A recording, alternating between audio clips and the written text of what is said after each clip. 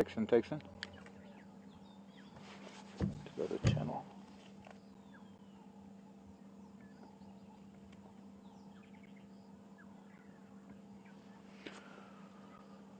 An interesting thing, considering we haven't seen hyena for a while, we're not too sure where their den is nowadays.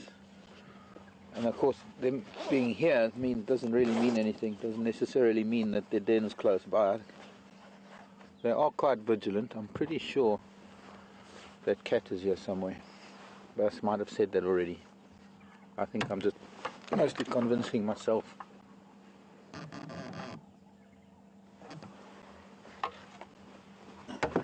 Little grey overcast day this morning. Makes a change from some of the heat that we've had recently. Welcome to WildEarth, welcome to Kunyuma Game Reserve, and welcome to our wild little piece of Africa where life and death has played itself out in the last couple of hours. That is quite a large carcass now. I'm looking at it. Could be kudu. The shoulder or nyala, the weight of that hyena. You know, very often people ask about this odd shape of hyena, the very large front and much smaller back legs. And that's one of the things about hyena, is their ability to just pick up a carcass and move with it. We're going to try and follow her.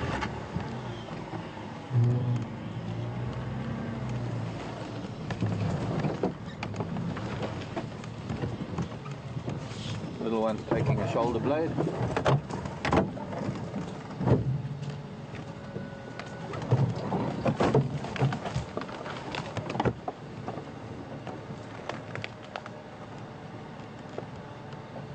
Sorry guys.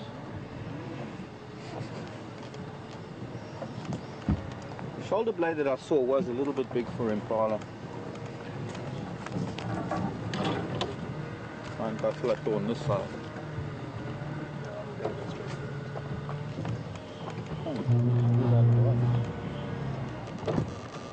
Right, first to leave it right, do its thing. But, yeah, I know.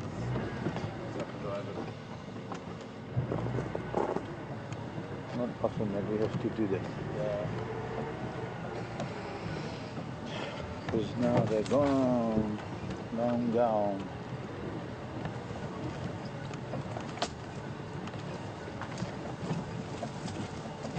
I see them disappearing. Not going to be able to get much further than this. Pity. Try and go around maybe.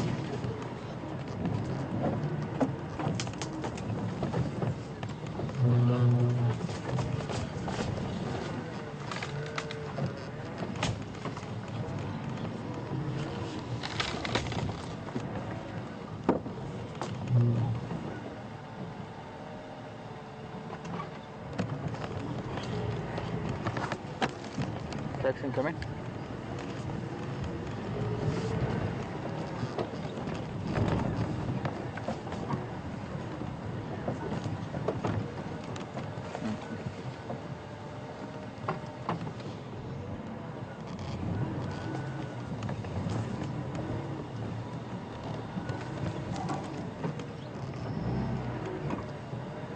We are not going to get in there. Try and get back to where they were, see if we can see them. Since they're gone, hyena, the leopard might come back sniffing around.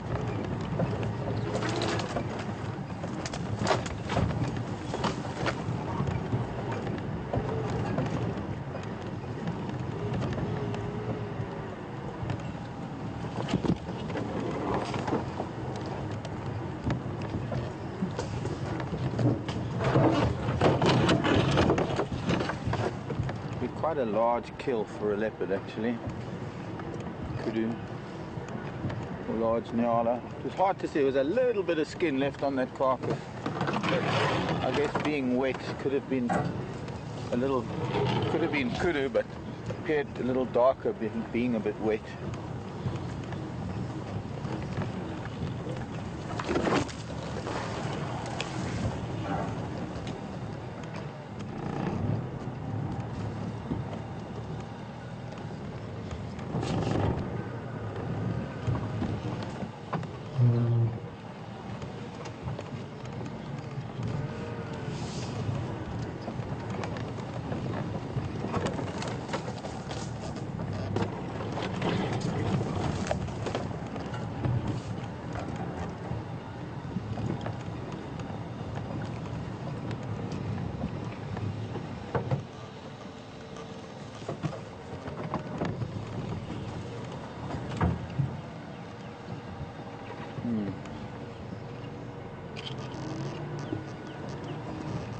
Morning, Texan.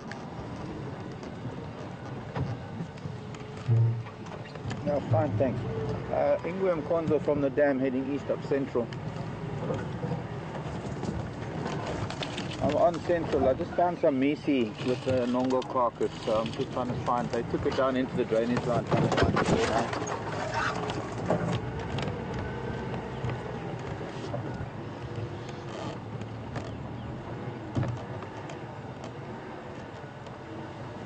No, they took it quite deep in. I couldn't follow them. I'm back on the road now trying to find the Simkonzo. That Ingwe was at the dam at about 5:20.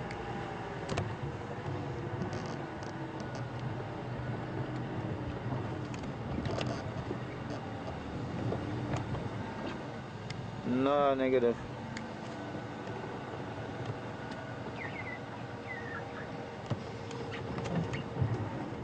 Well, Nkonzo came through Giraffe, dip heading east, but then I lost his Nkonzo because I found Misi with that Nongo.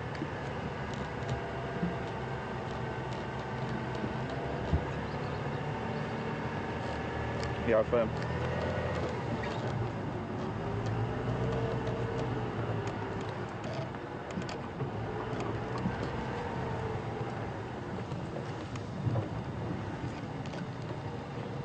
Okay, copied. I'm thinking maybe this Ingwe is also around here where this Nongo was.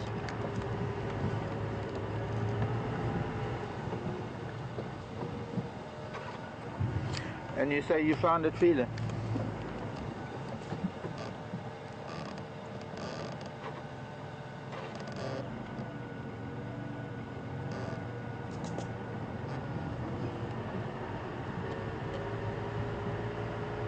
Okay, thanks, Texan. Interesting information from Texan.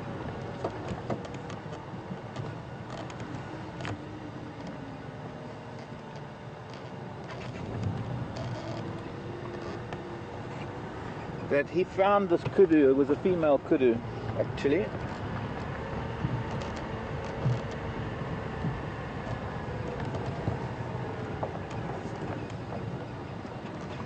Okay, copied. Yeah, there were 3 Misi there. They still got a lot of the carcass. Texan and his guests found it yesterday afternoon, evidently. A kudu cow that had died. Evidently no signs of a struggle, no signs of predation. And he seems to think maybe she died giving birth or something. Interesting.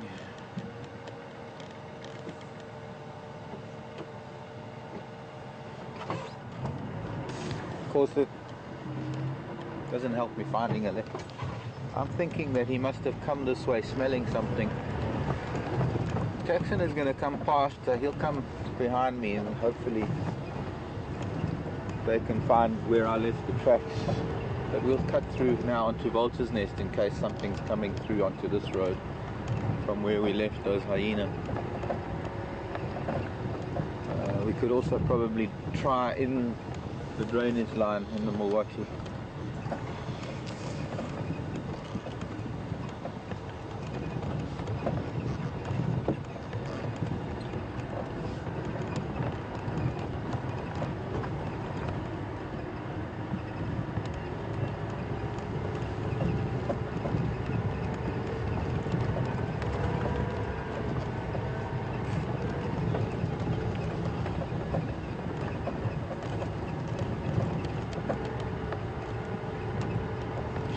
So we've got Pete Bright in final control this morning, and a new crew member that has joined us, Andrew.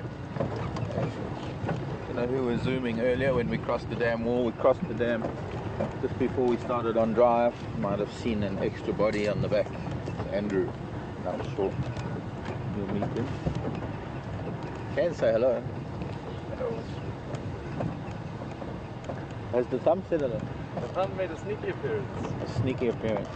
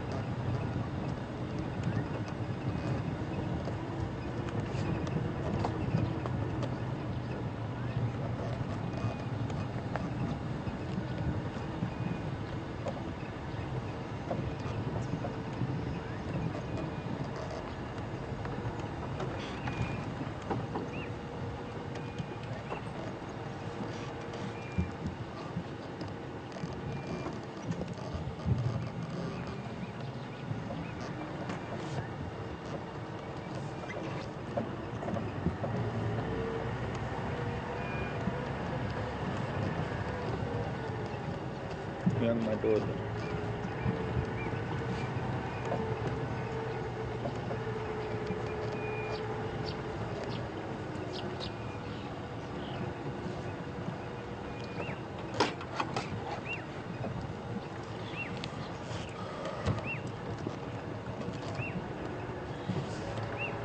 Well, the gymnogene flew, of course.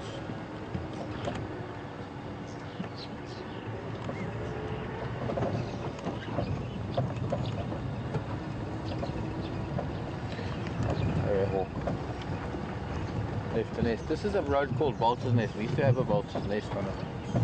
And I actually haven't seen it. Normally they don't, unless something happened to the jackalberry that it was in. We used to be able to see it from about this bend onwards. There's a white-backed vulture's nest. Could have been on top of that jackalberry.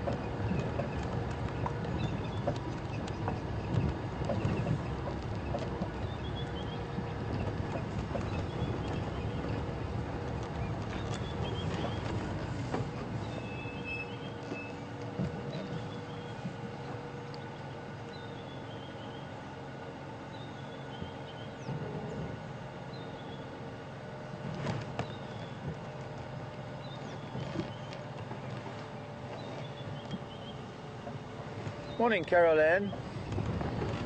Looked like a steppe buzzard. Carol Ann was asking if there are any sable antelope here in the Sabi Sands, and having seen them in Kruger, very rare in Kruger, Carol Ann. If you've seen them in Kruger, you're very, very lucky to have seen them. They're not a very common antelope anymore. That was the vulture's nest. There was a jackalberry. There used to be a vulture's nest up there. I'm not seeing anything now.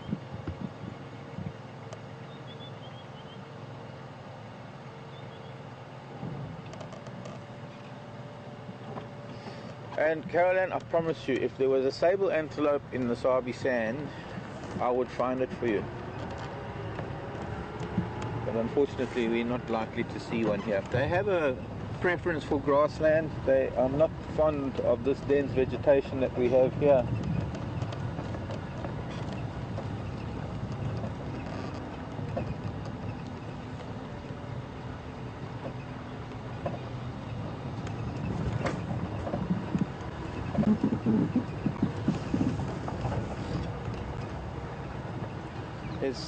There isn't really an animal that we won't show you if we see it.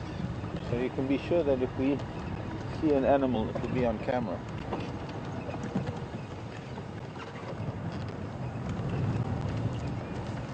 Sable are one of those species of animals that is on a natural decline. And it has, to some extent, been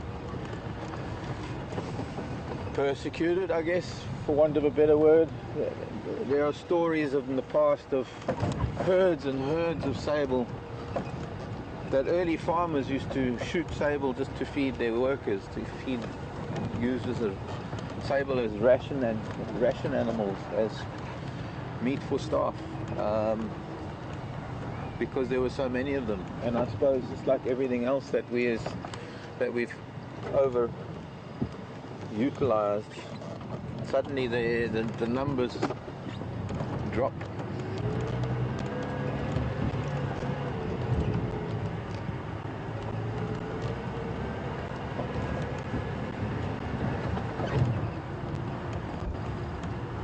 I'm going to do another roundabout back up to Central Road.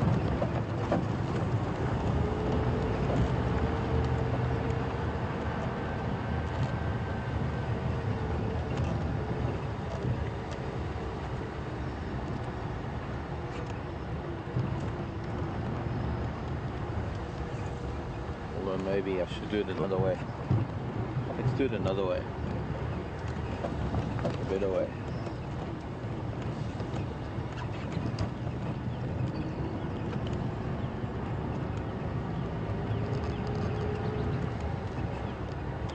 I think sable are being forced out by impala.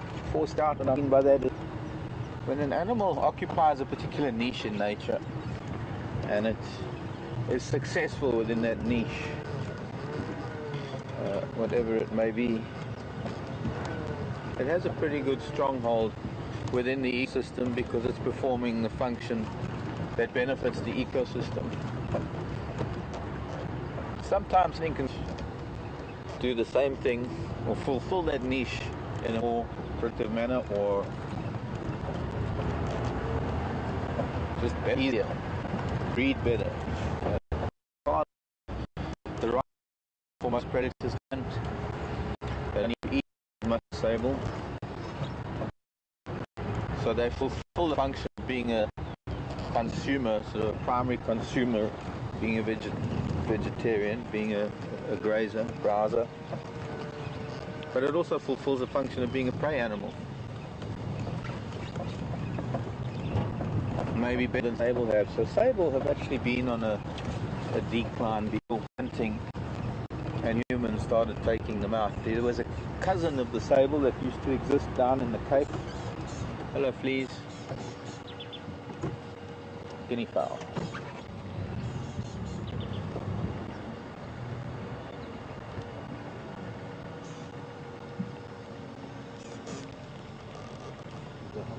Yeah, Hamakub just landed at that mudwalla. Looks like they're frogging because it's drying up, so it's probably easier to catch frogs.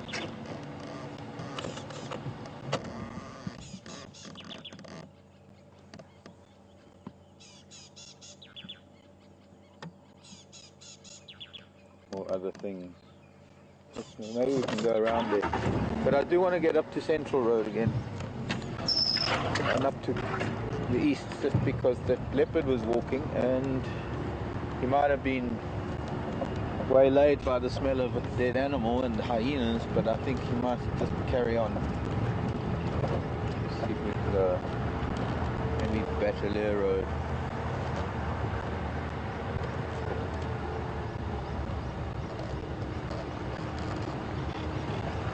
Or even better.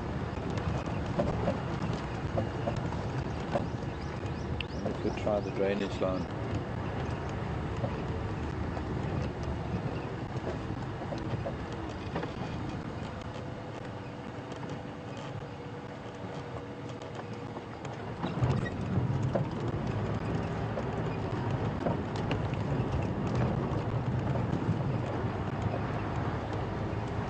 Let's head up the drainage line for now.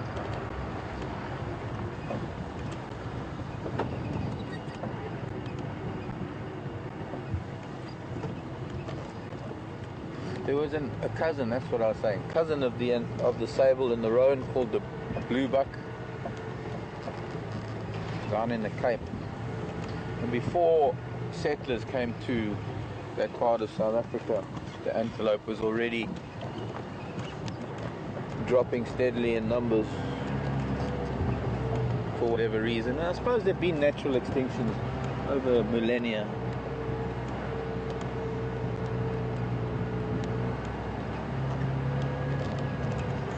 And maybe the sable is just one of those. Although there are vast sable breeding projects, and now the sable that are left, especially captive bred sable, are worth millions. Big business. One sable bull can go for 20-30 million. That's our currency, so call it 2-3 million US. Alive, of course, not dead. Breeding stock. But the understanding of genetics, or the better understanding of genetics now, being able to map the genomes, being able to pick and choose genes, in fact, they've been able to bring back very large sable by crossbreeding with sable from other countries.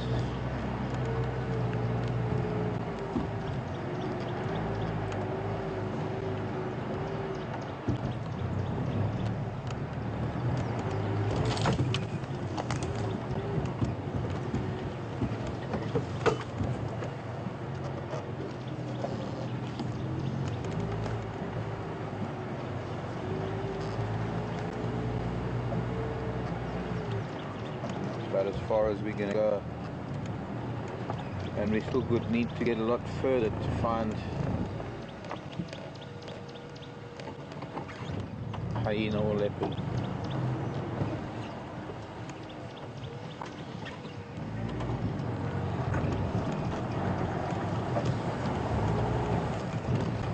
Look, there's a flower. What's quite interesting about this is it's been quite heavily browsed, and I can actually smell it because it has been something I think a lot of people know because it's all over the world. It's spreading. It's called lantana. It comes from South America, and it is not a very palatable plant. In fact, it causes problems in some animals. Let's see how we're going to turn around here. Reverse into a lantana.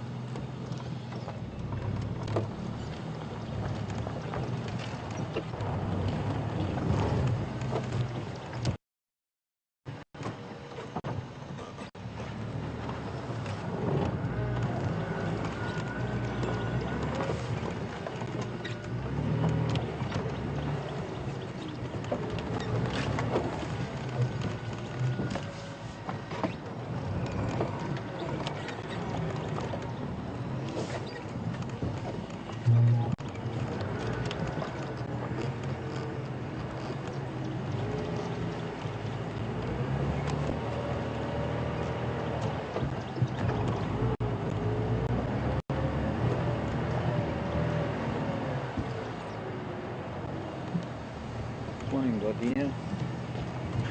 No fruits in the gardenia.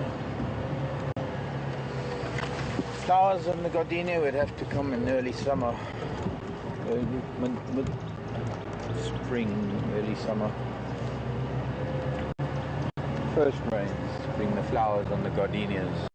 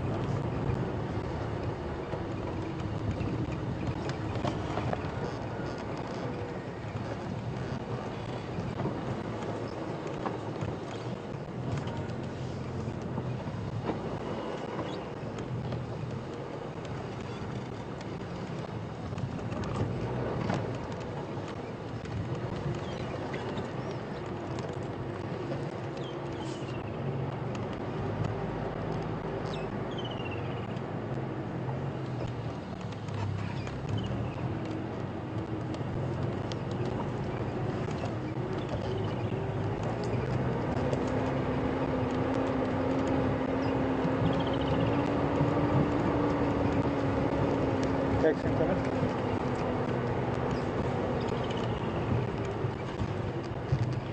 Batelier.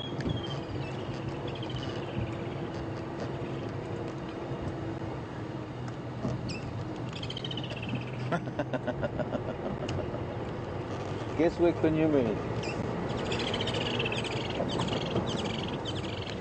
Yeah, copy that, thanks. I'll come back down central. I guess timing is everything, but good news, everybody.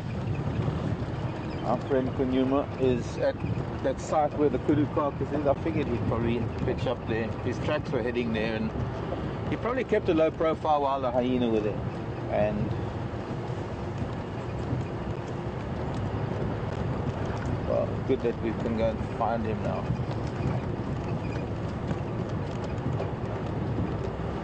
I hope. As you saw, pretty long grasses and quite thick bush.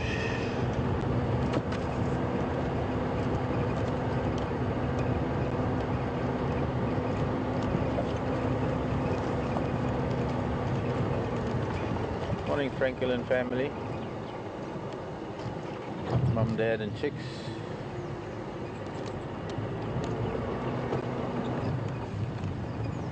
Interesting bird calling last night. I don't know if it's been heard before. Those of you who might have our camera on while we're asleep, is the fiery neck nightjar started calling for the first time.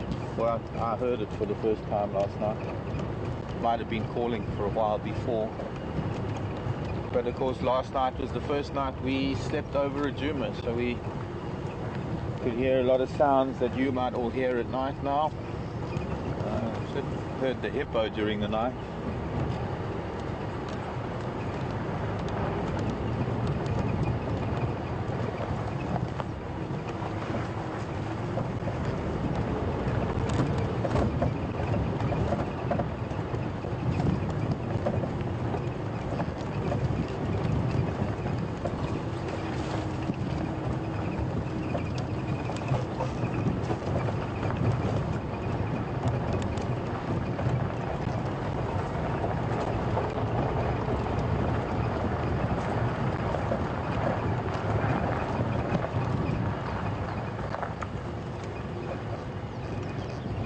Fiery neck nightjar normally sort of a winter bird. We hear it. Normally hear them in the colder months.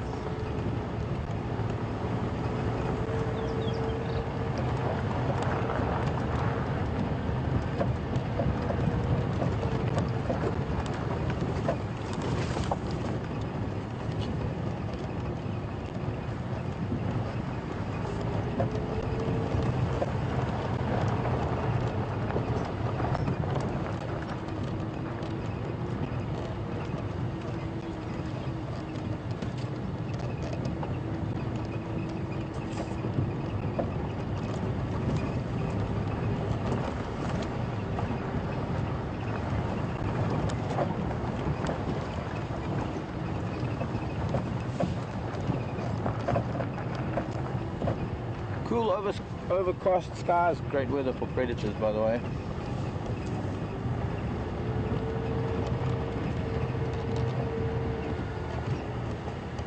They tend to be a little bit more active.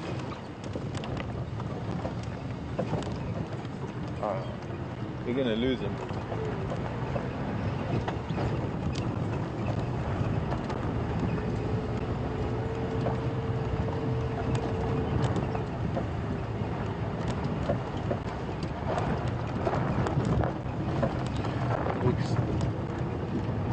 Quite far away from him, and he's moving south. Not quite. I mean, if we think of where we were, the hyenas moved more to the west, so he's moving south away from the hyena too, and that'll bring him out probably on Vulture's nest, almost there where that carrier hawk nest is.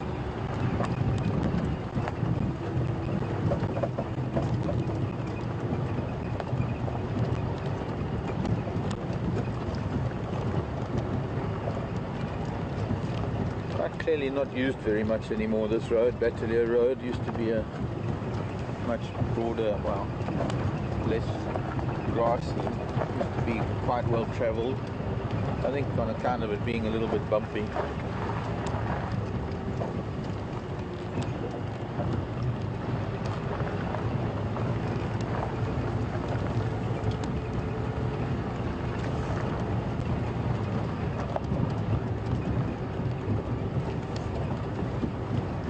Okay, copy, thanks.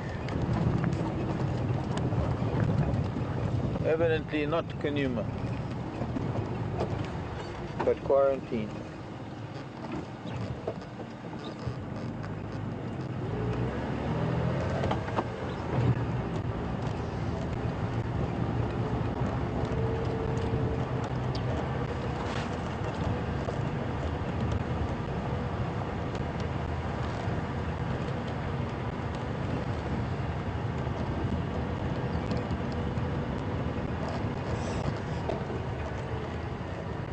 Sharks.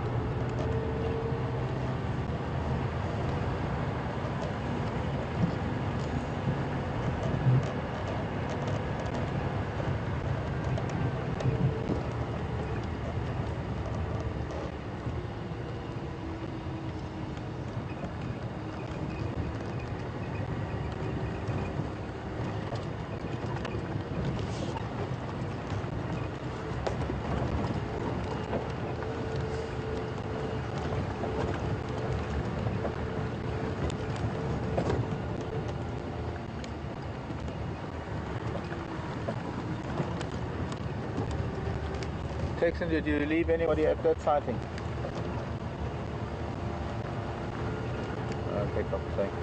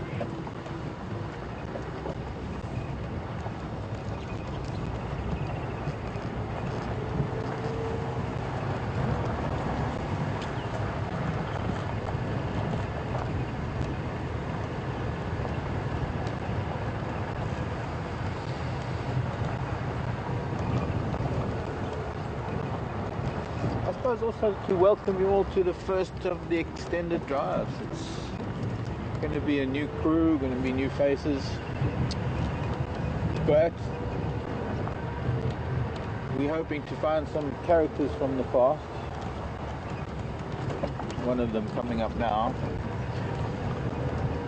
Do let us know if you're a new viewer. Let us know where you're from, what you're up to. Questions at WildEarth.tv, or tweet us at #SafariLive. Be nice to hear from you. Part of the whole thing, part of the whole show, no, not show, part of the interesting thing about the drives is the fact that we can talk to each other, and Pete in final control in our control room will send through things and I can try and answer questions as best to the best of my ability and knowledge. I often have a whole box of books with me to try and find things if I don't know answers.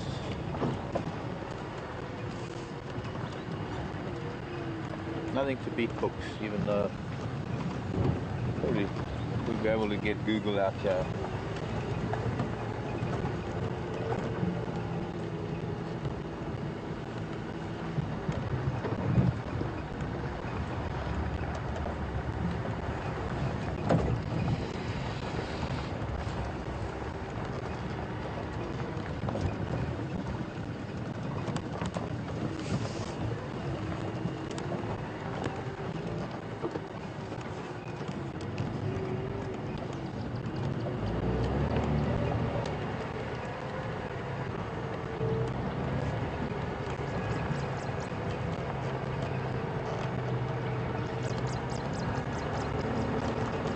Who's the biggest enemy of hyena?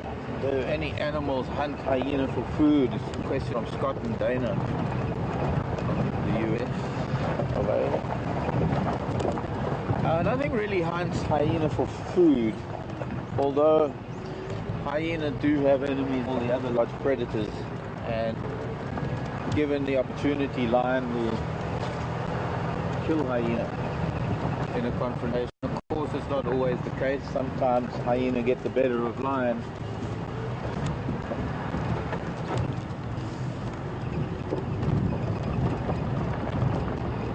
And I have no doubt that even leopard and cheetah, if they came across hyena cubs, might kill them. But I don't think that there's much that it's hyena. I've seen dead hyena, other than maybe hyena themselves. But I guess there might have been cases where lion was fed on hyena that they've killed. But there isn't. They're not a prey item. They're killed not because they're prey or because they're food. They're killed because they're competition. Because they live within the same territories. They're hunting the same food. They're scavenging from each other. Because of all of that, you will find that an ancient feud exists between the two, and it's not a hard and fast rule. It doesn't mean that every single hyena or every single lion is going to behave in the same way. There have been times when you've had lion and hyena feeding on the same carcass, almost being amicable toward each other.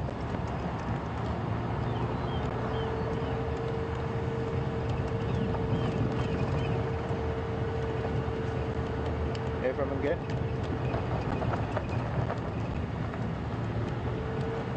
Thank you.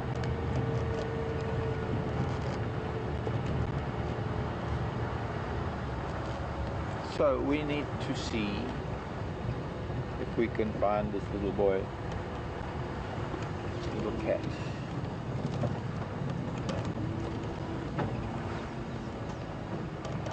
Right where we left him, or where we left the carcass. Only minutes ago. Let's see, maybe we can get in from that angle.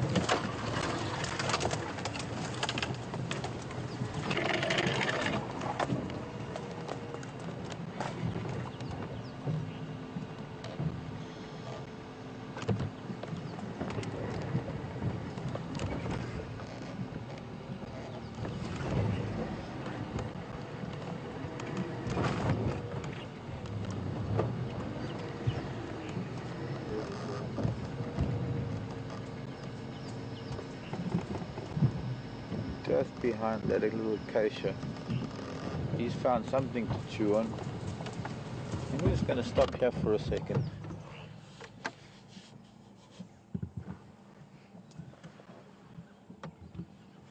It is long grass, and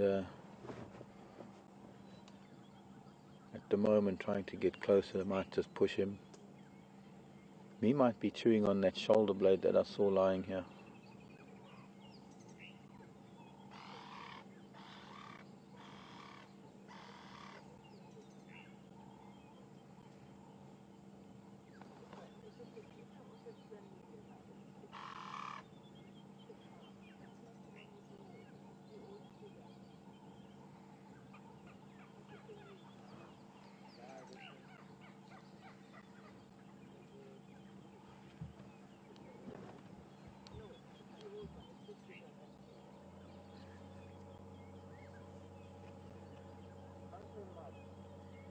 Hi, Manjan.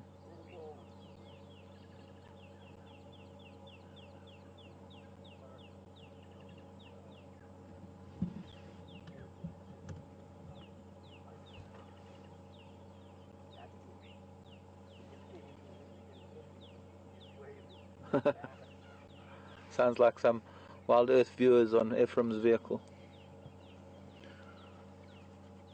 waving through the trees.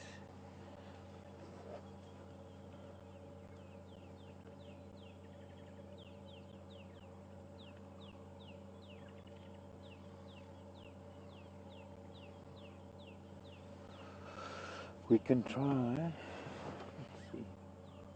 Coming around there.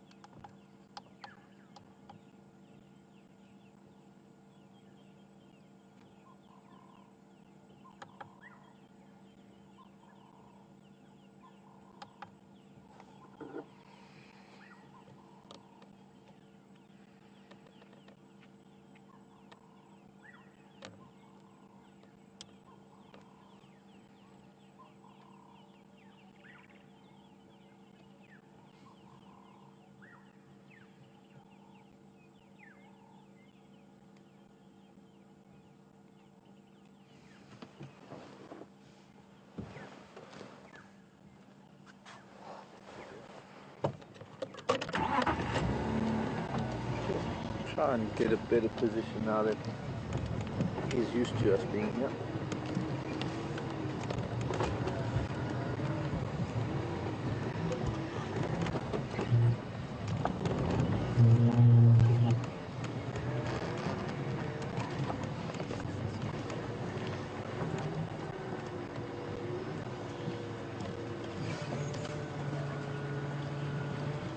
It's not going to be any better.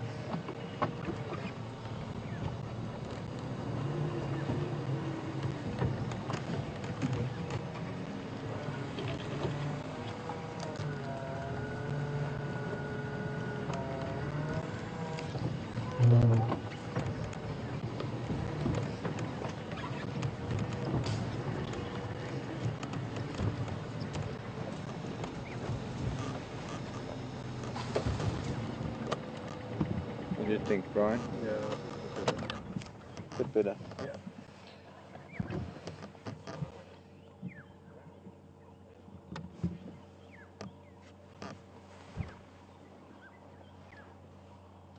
I still haven't been able to confirm that it is young quarantine male. I'll leave that up to viewers. You're just seeing the top of his head at the moment.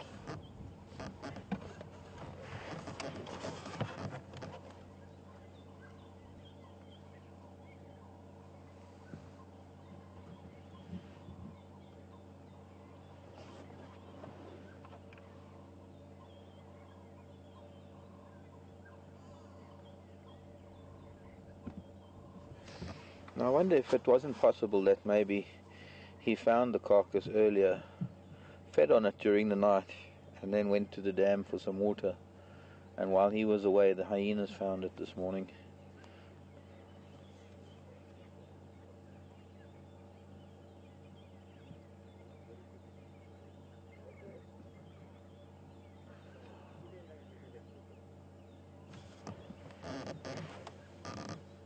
Your first leopard? Or?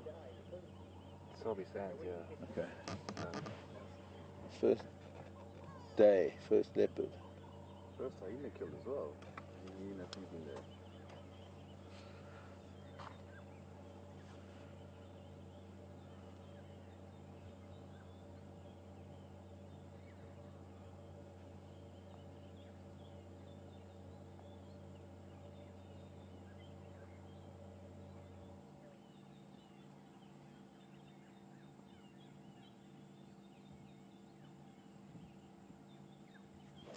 This is a young male leopard, everybody, that has an interesting family tree.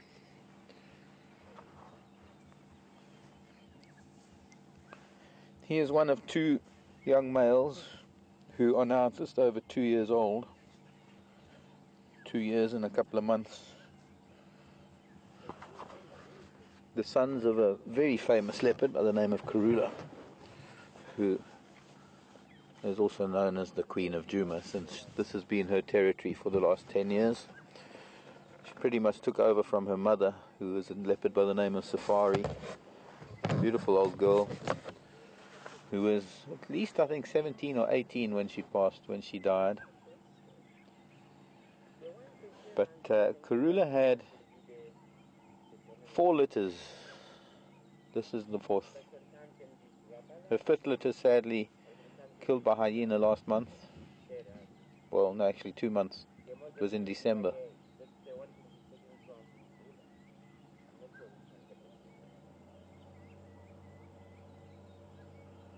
So one of the last 2 surviving, no, I suppose all of them are. She might have only lost one, and that was a little female by the name of Shivanzi. Nobody knows what happened to her, as far as I know. Her brother Shivambalana is a leopard that seems to be much further to the east, up near Cheetah Plains and Nkoro. I saw him last year sometime up on Cheetah Plains.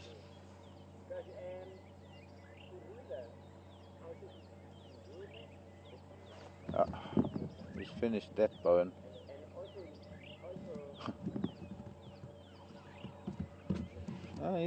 He's been eating something. He's got quite a tummy on him. My guess is that he might have been feeding on this kudu during the night. Wondering what he looked like when he came to the dam to drink water.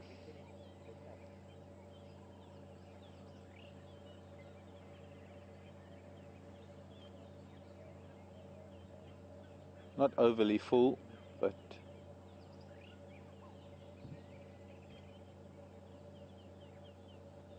he's got more than just the little bit of meat that I saw on that shoulder blade.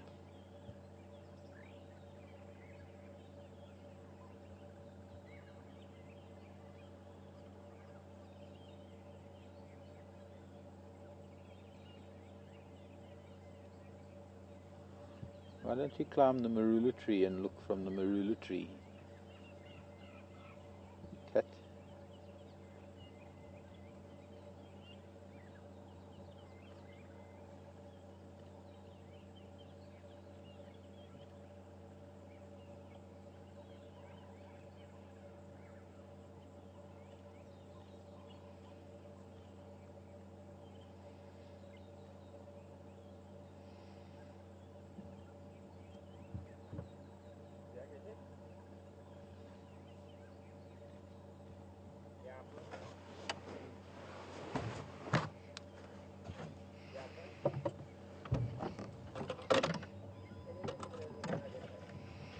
walking right up to Ephraim's car. Looks like he's heading back towards the road.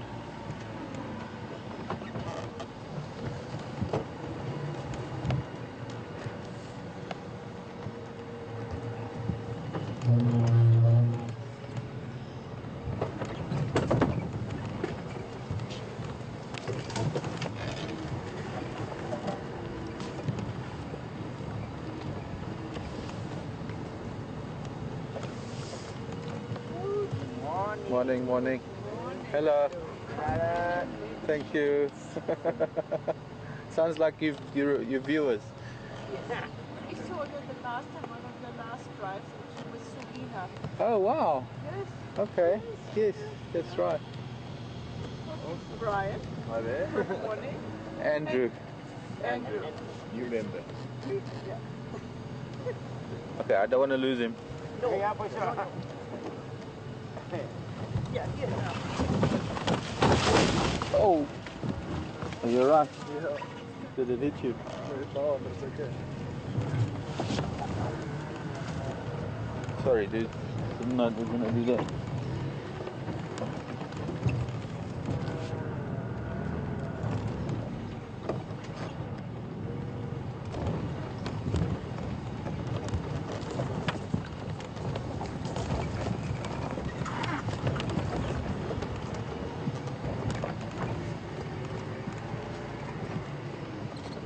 This looks like where the whole thing happened actually. There was a spot of blood. Sorry, boy. Yeah.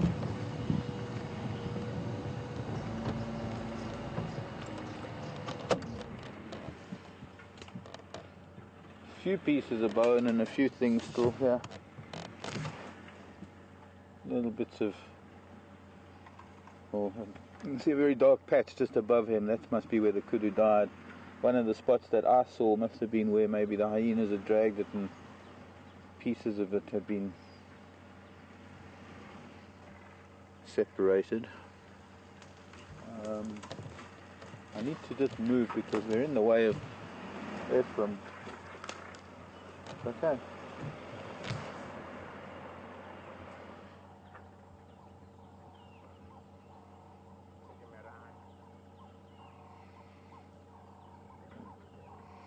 There's a natural tendency to cover things up.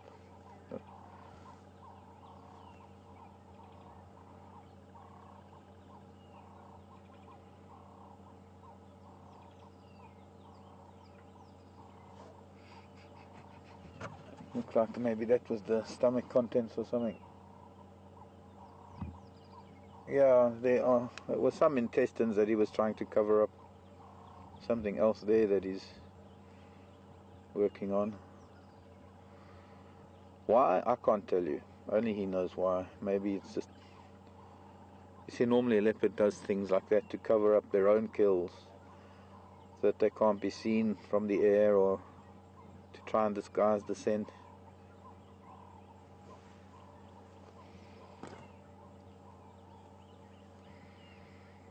There's no real need to do that here because there isn't really anything left to worry about. But maybe it just is this little natural tendency of a cat to do that to smelly things, or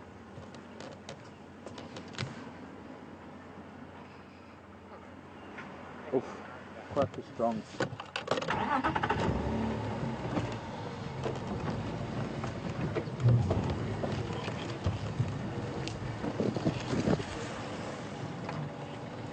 Very strong scent. Could be this kudu was dead for more than a day already.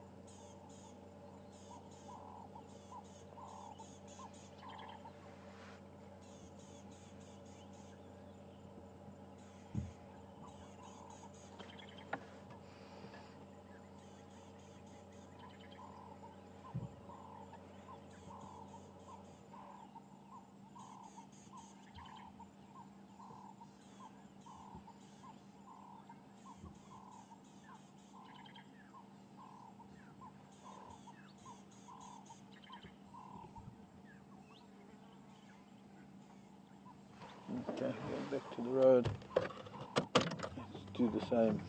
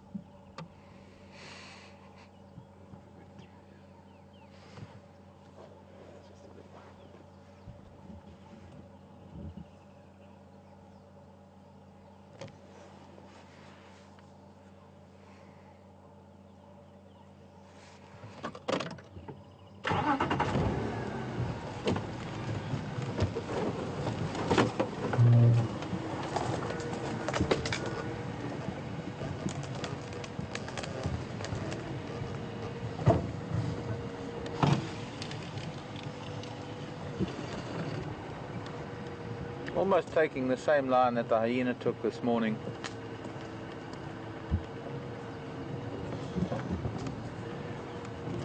Let's see if I can stay with him.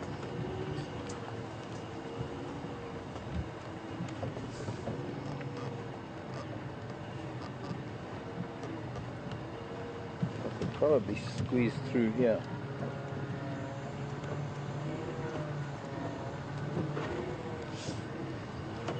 No thorns.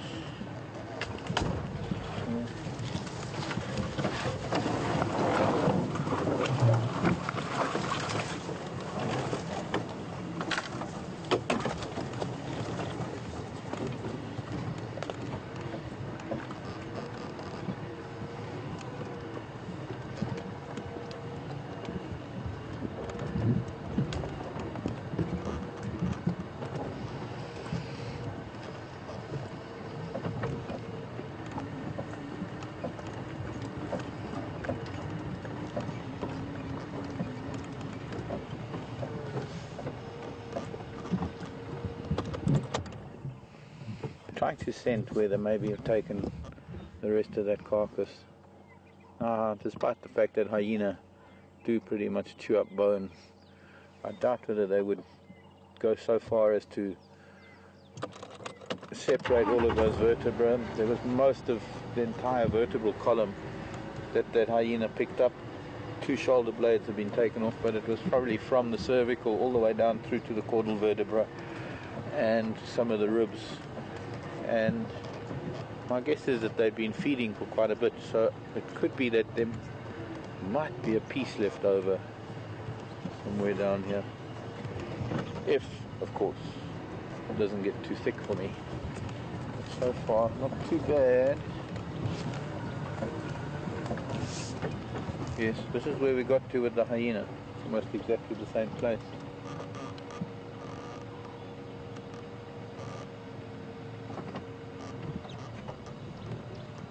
An old shoulder blade here, but that's from a kill from years and years and years ago.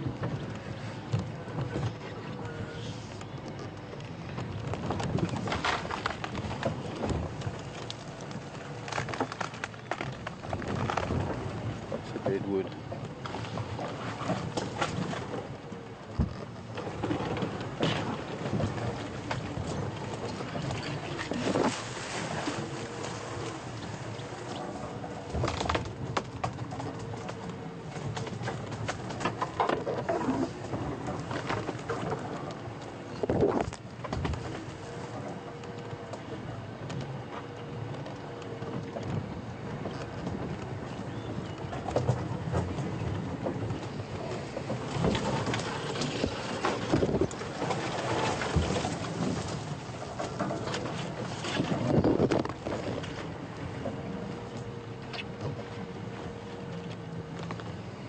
This is going to be the awkward one because this is knobthorn.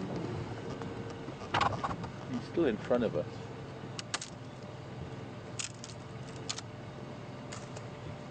Sorry, did I do something wrong? Why you glare at me, Mr. Leopard?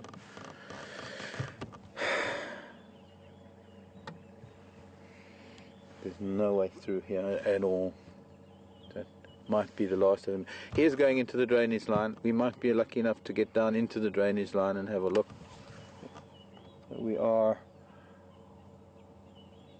now officially losing sight of him.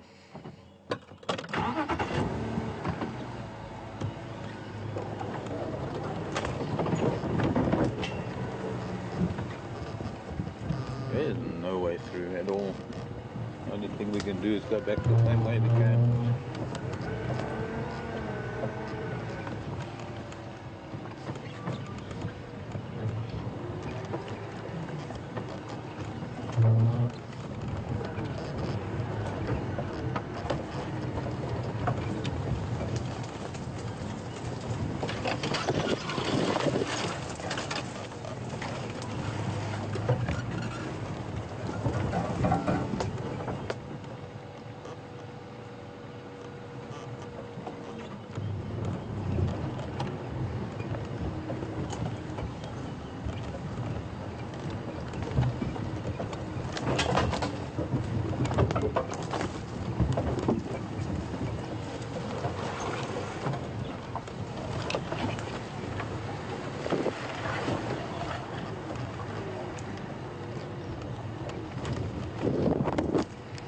I've lost this ingwe now.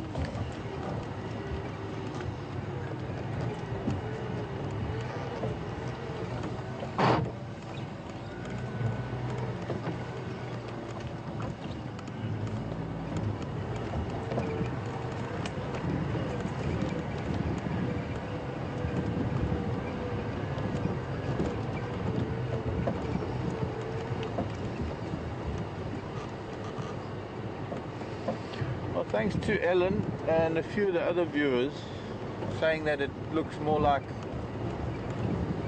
quarantine rather than Kunyuma. I'm not sure.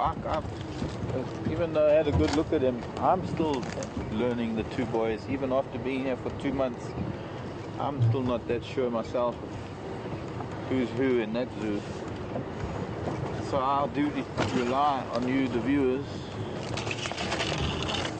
more than you know, for a leopard ID.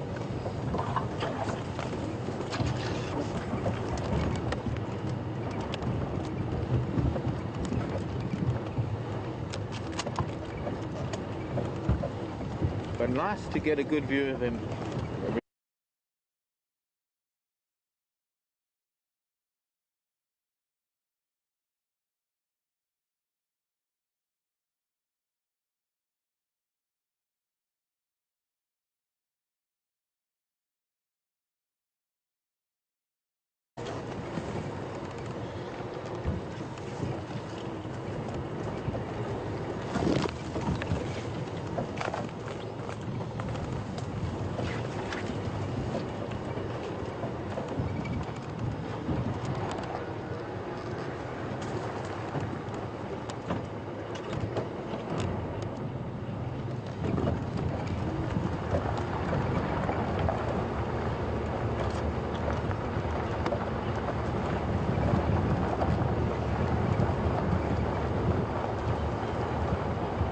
Franklin's are making a noise. Maybe he double back.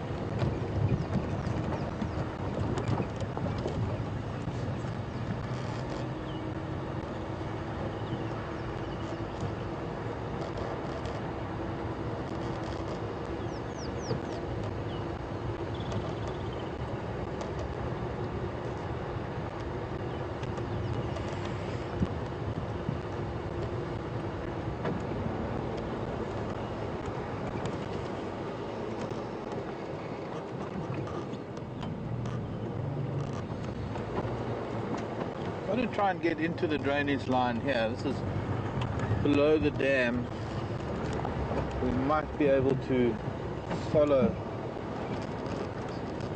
the drainage line a little bit further to the south where he's hopefully coming into it. Where there's a confluence of the two.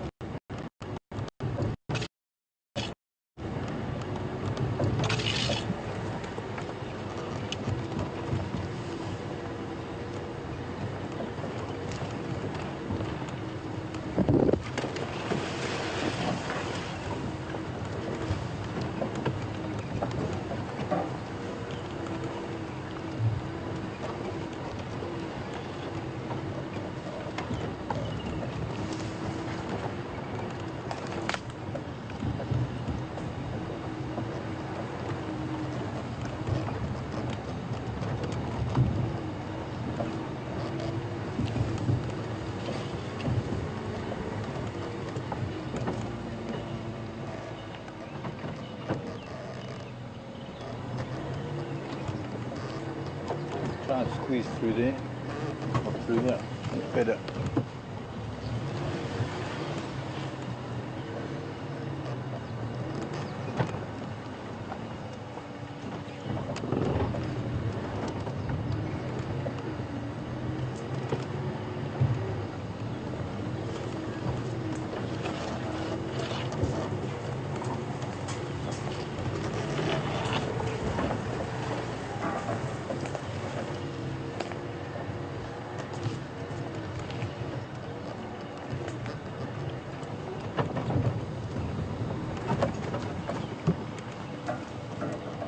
Careful that tumboti, eh?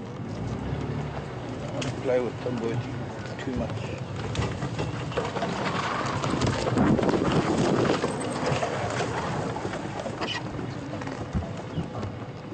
That's all.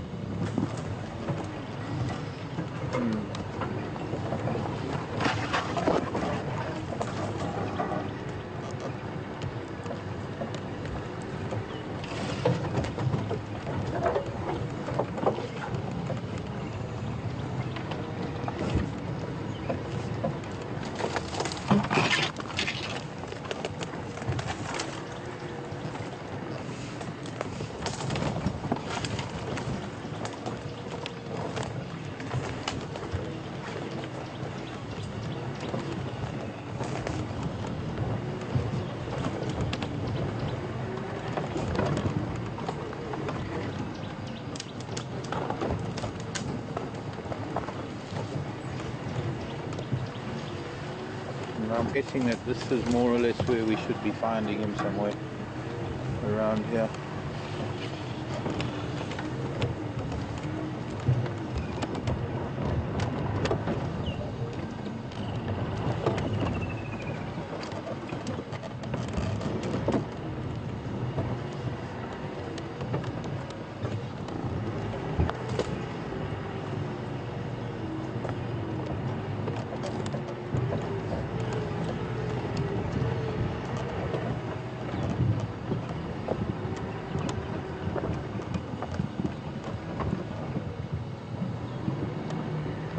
Around here first.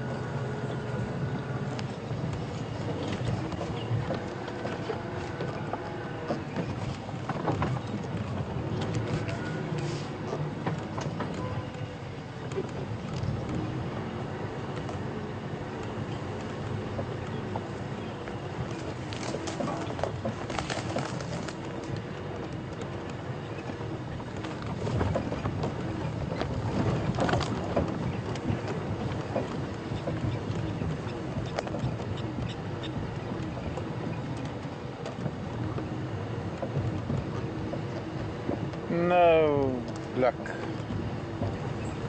yet. We're not going to get anywhere through here either.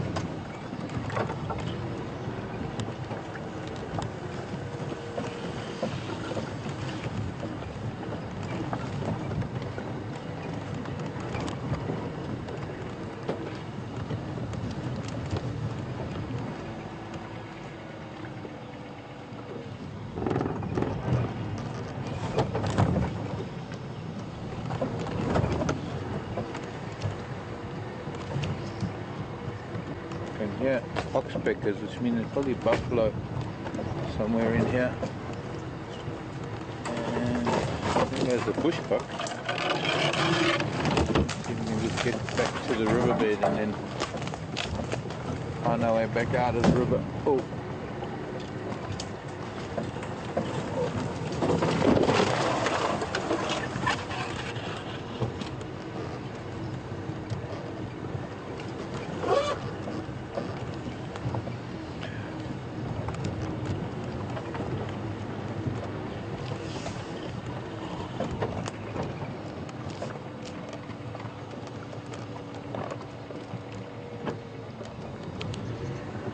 Bird's egg, that's really strange. The plain white egg in the sand.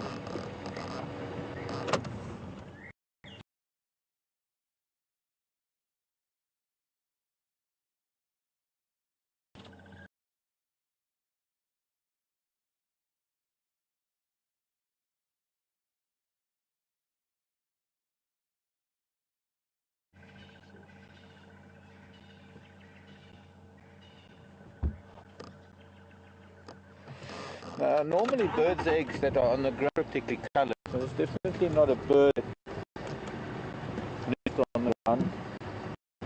Quite smaller than a francolin at least. None of the ground nesting birds do have white eggs. It's just not practical to have white eggs. It's just not practical to have a white egg. Look at that big Nyala bull. Hello Nyala. You seen a cat today? I guess it's this way.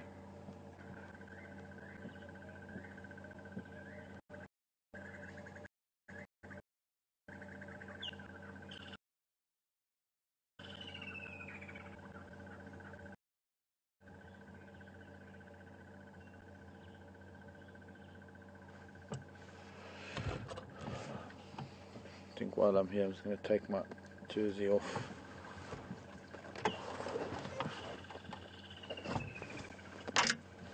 How you guys doing? Alright? Very well, thank you.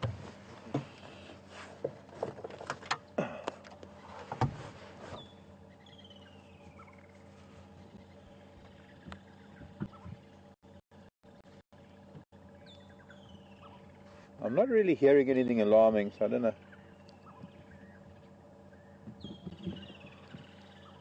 I guess he's probably not much seeing him going through thick bush.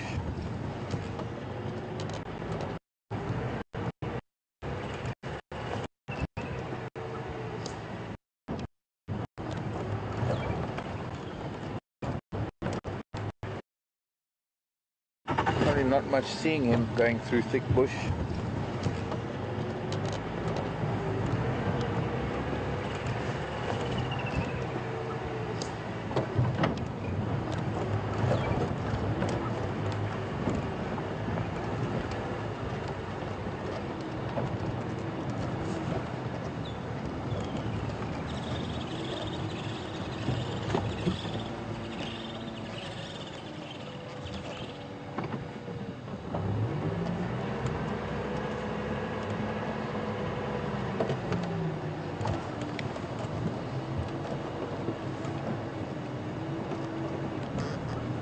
Nice if he just appeared on the top of the bank.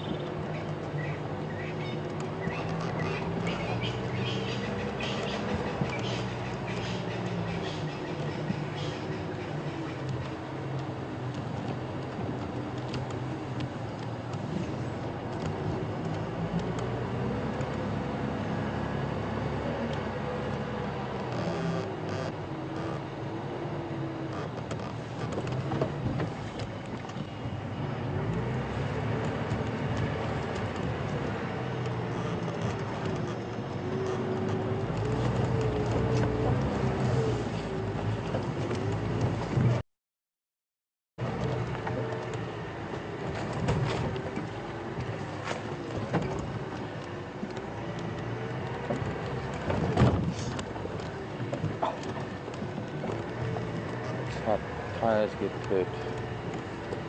I don't even know if we're going to get to the road from here. This is a guess. This is not an area where we have ventured in the vehicles before.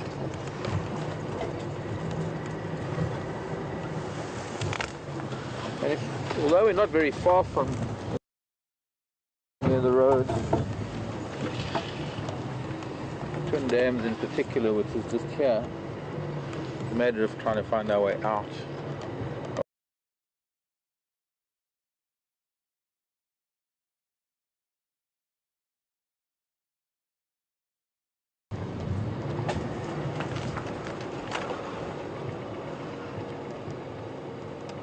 Maybe up through that little, not a quarry up there.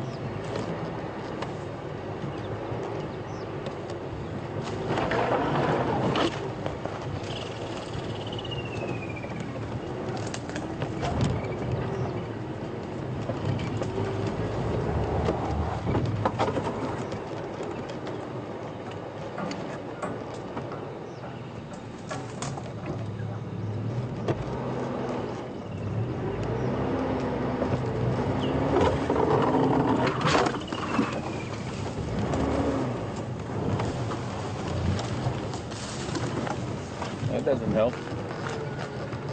We're on an island.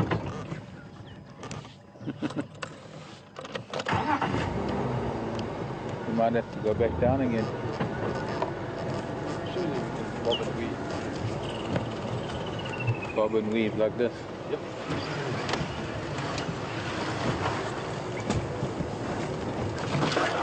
It's getting deeper and deeper.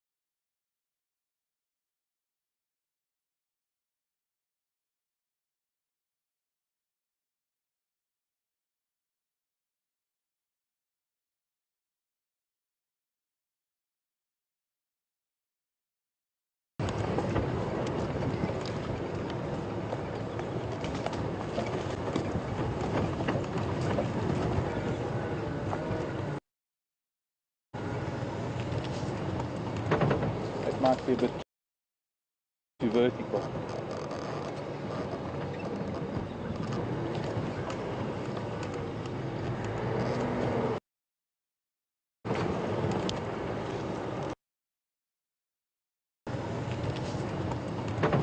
It might be a bit too vertical.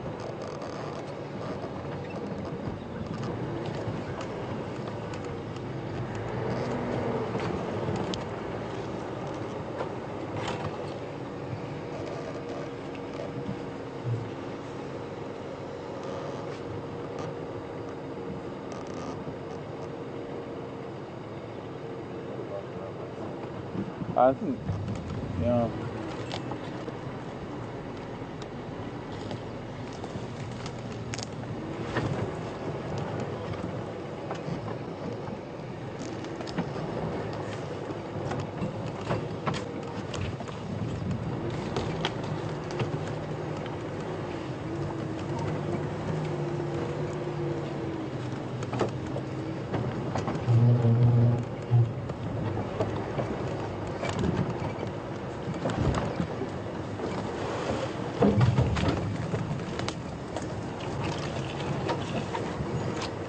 This is a place we used to cross because this little patch here was often used to come here with the leopard.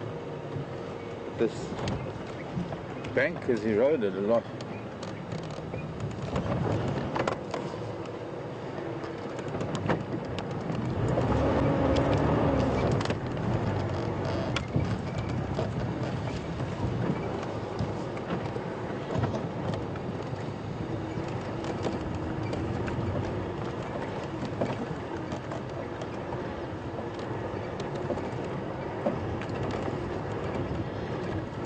We had an impala that was on that little patch lying there for a couple of days. We're wondering if any of the predators were going to get to it.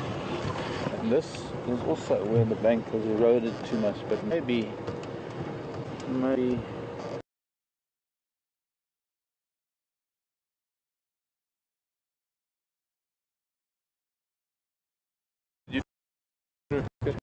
getting there.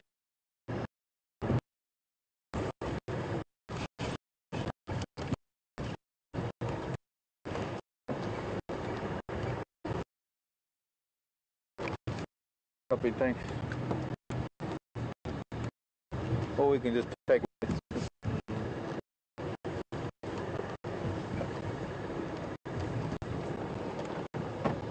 Maybe better to get out.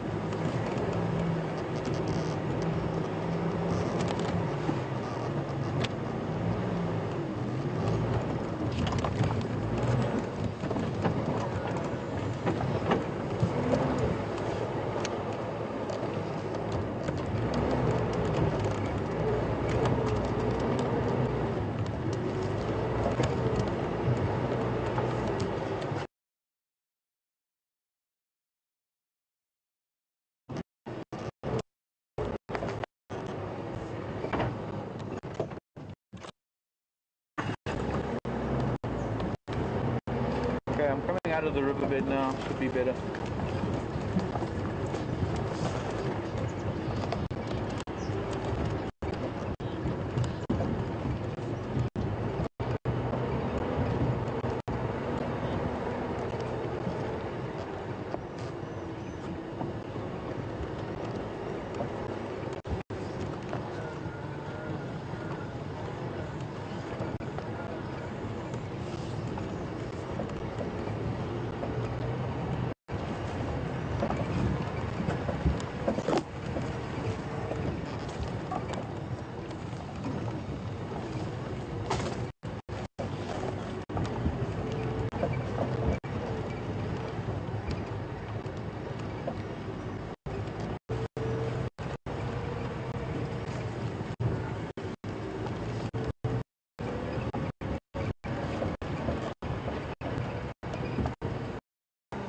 Welcome back, everyone.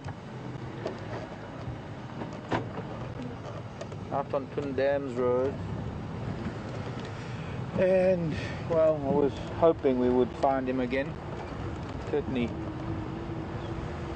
won our way through the drain line well enough. probably following very much the same path that he might have been following, just on the other side of the drainage line, on the other side of the riverbed.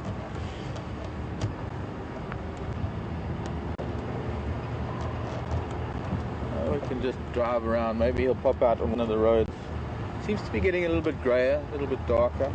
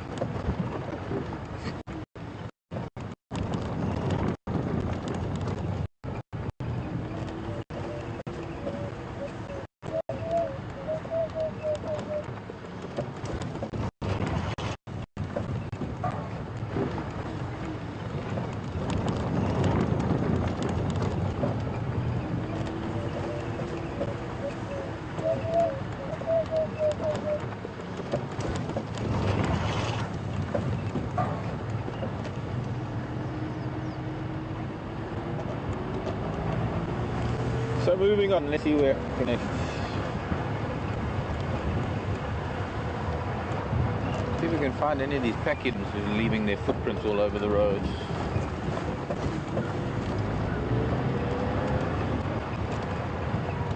You can see the wildebeest all coming down with the water.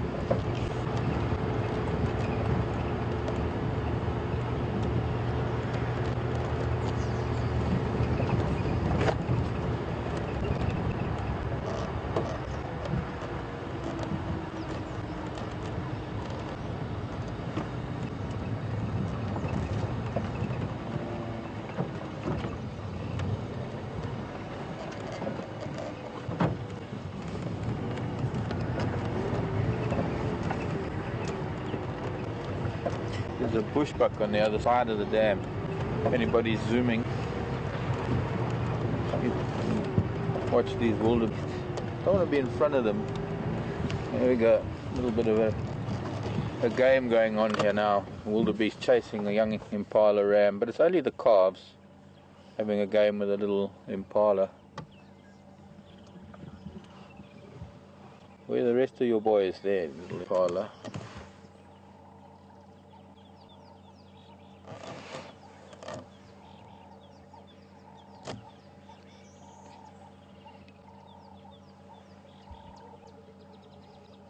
Another young impala ram.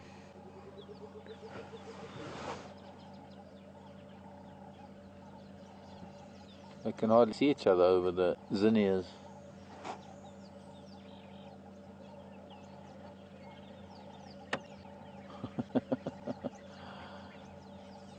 The wildebeest are having a game. I don't think the impala think it's a game, but the wildebeest, the calves seem to think so.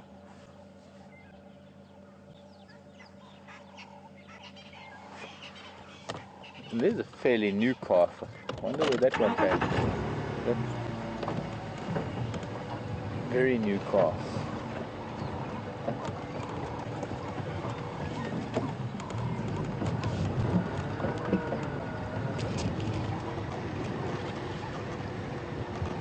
They're quite cautious. I wonder if there could be lingering smell of predator, maybe. Water, or rather the wind is coming from the water, coming up from that side. And they're quite hesitant.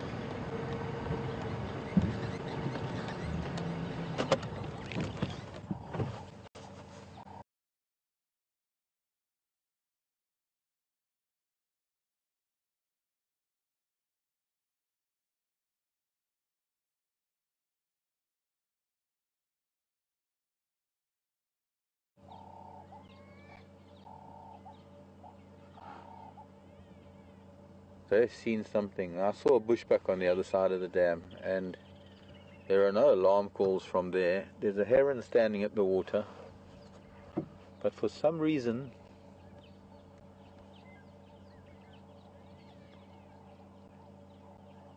the wildebeest are troubled.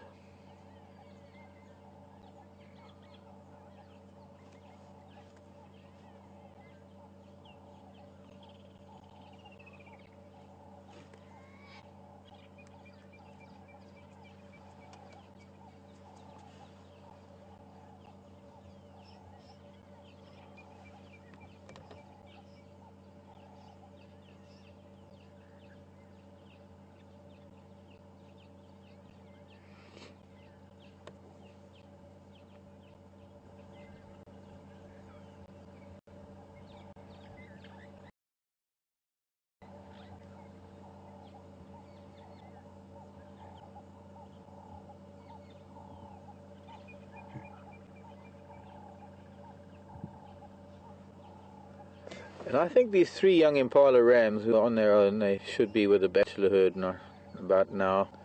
They're youngsters.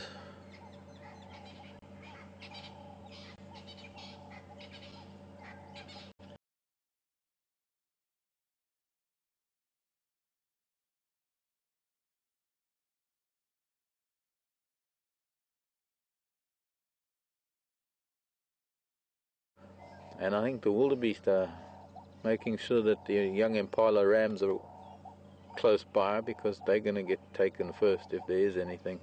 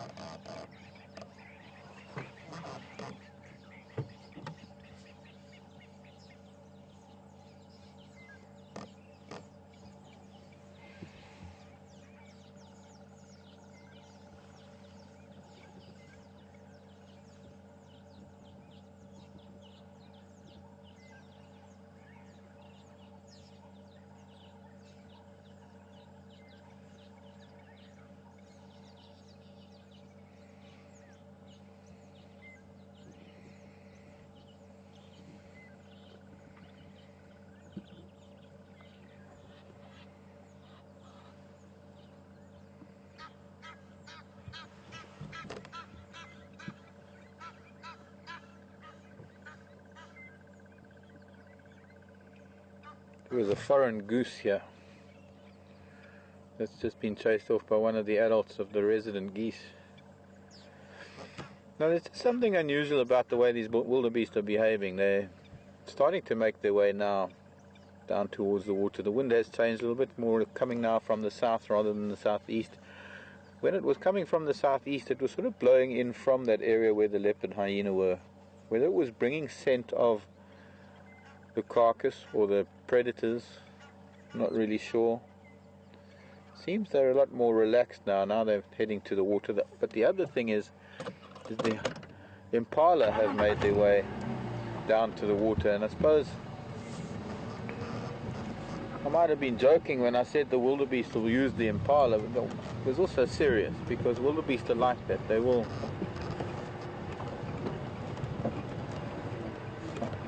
follow other animals. They'd rather let other animals be the guinea pigs, as it were. I mean, when it comes to the big migration down on the Mara River,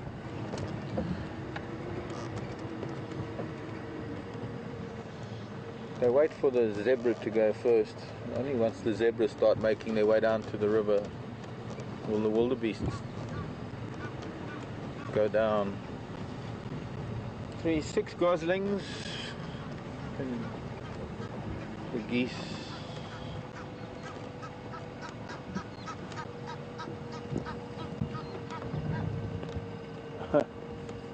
After chasing off a stray goose, mother goose come back to the goslings.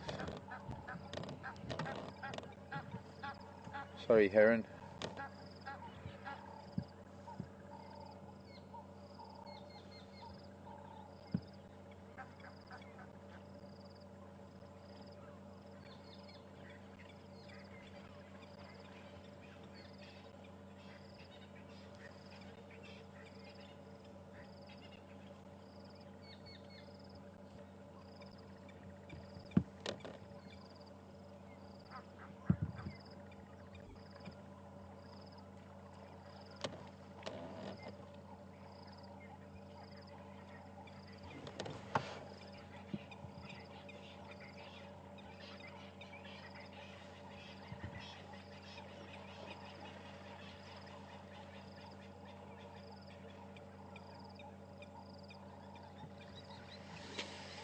Quick drink and back to the grassland. Back to grazing. It was nice to see that, actually. We don't get to see that too often on drive.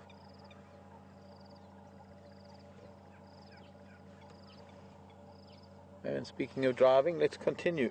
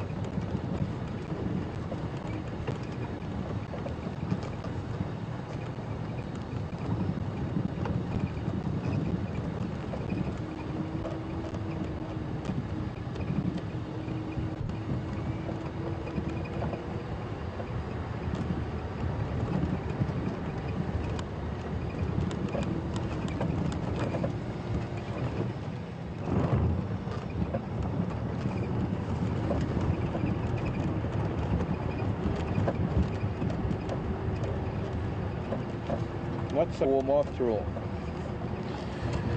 Only warm being off-road. Turning and turning.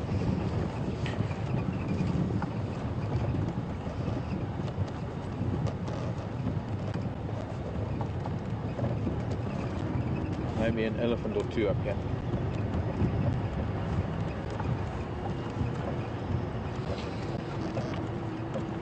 Thank you to the viewers. Saying hi to Andrew and welcome to the crew. Andrew, I guess your face has just been on camera. So, thanks to those welcoming Andrew. I think we might get another new face today.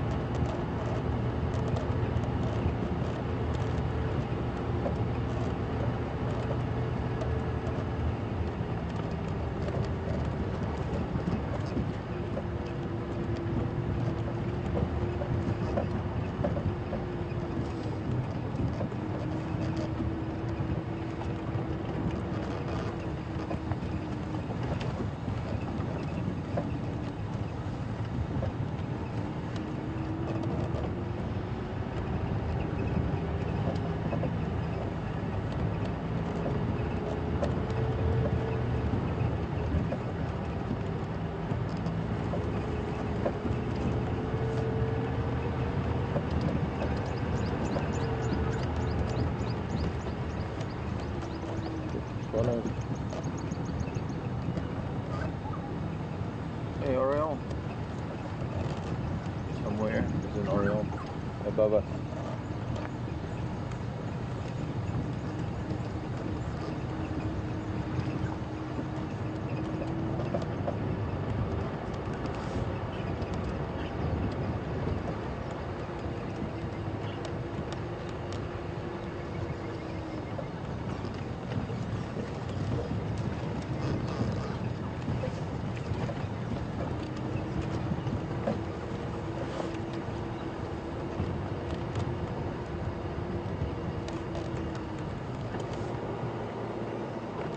Maybe they won't fly.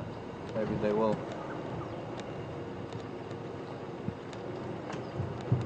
A lot of swallows collecting. I think they're getting ready for their return trip to Europe.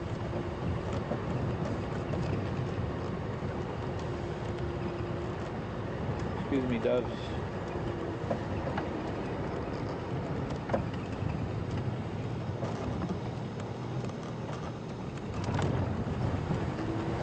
Oh gosh, cuckoos, 2 cuckoos that flushed out of a bush. They just go straight back into it.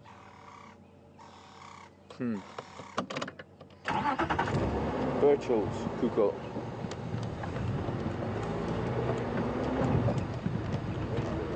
Rainbird, yeah. We haven't done much of a job these last few weeks, but we are heading into full moon at the moment. Probably why we got this cloud cover. Maybe full moon will bring us a little bit of rain.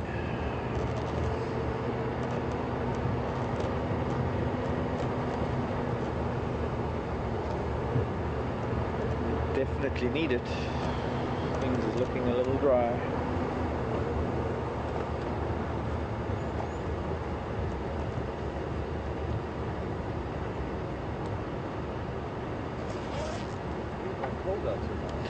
It is rather chilly. There's a little bit of a break way down in the south. There's a little bit of clearer sky. Maybe this is all going to move over by 10 o'clock.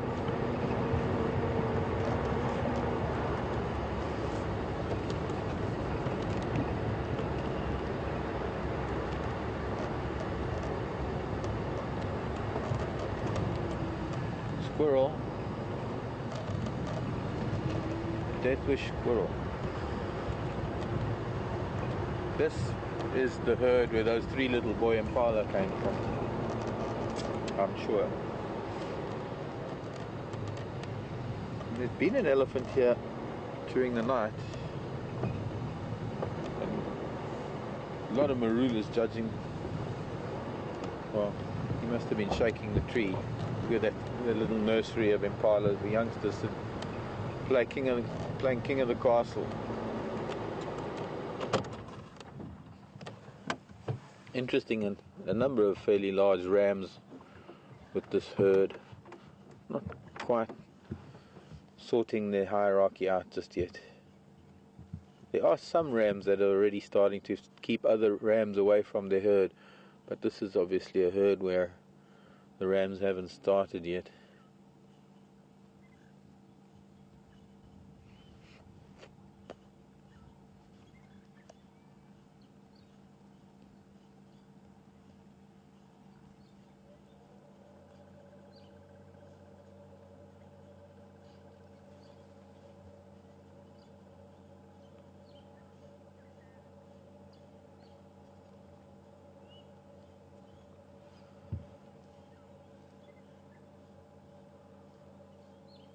Quite often we've spoken about the markings of animals and the very distinct markings, in particular with these impala.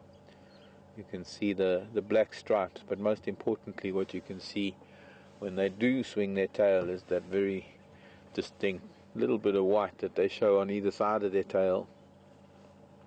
And this constant tail flicking that they're doing now is a very important, subtle message that makes its way through the herd to allow everybody to just carry on grazing, carry on feeding. No need to look around, there's no danger.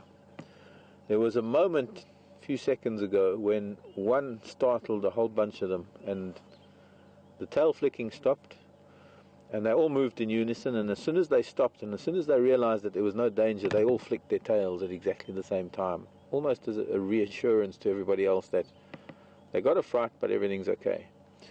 So this casual tail flicking that we see, and the amount of white that is shown against the background of black stripes, is a very calming signal. We call it flag signaling. If they were to show broader expanse of white and maybe not flick the tail as much, it turns to a danger signal, and any variation of emotions in between.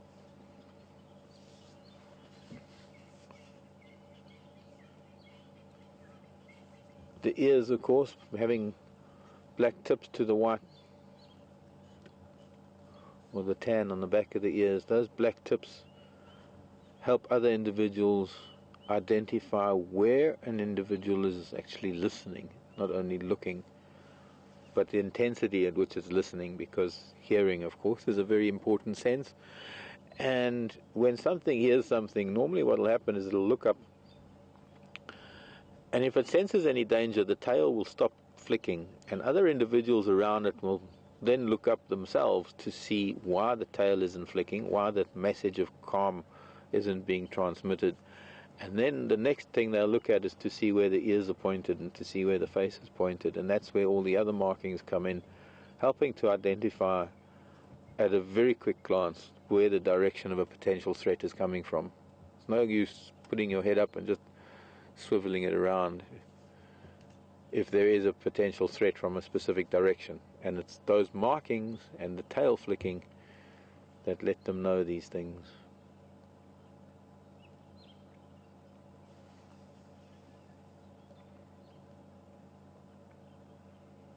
Clearly we pose no threat. They're quite relaxed around us.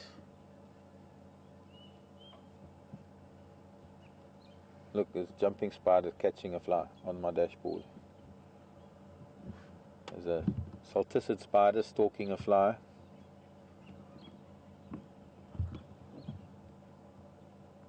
Come on, you got the pneumatic legs. Jump, spider, catch that fly. Catch it, catch it, catch it. Oh, you missed.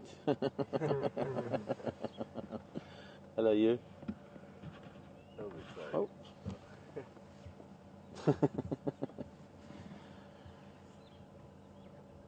The most wonderful spiders, jumpers. Here now. Oh, it's from the duct tape. It's the duct tape spider.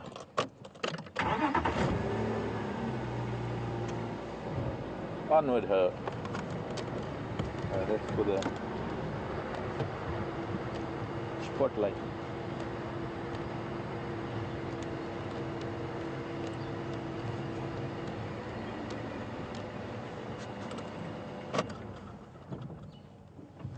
Just a pretty shot, just impala all over this termite mound.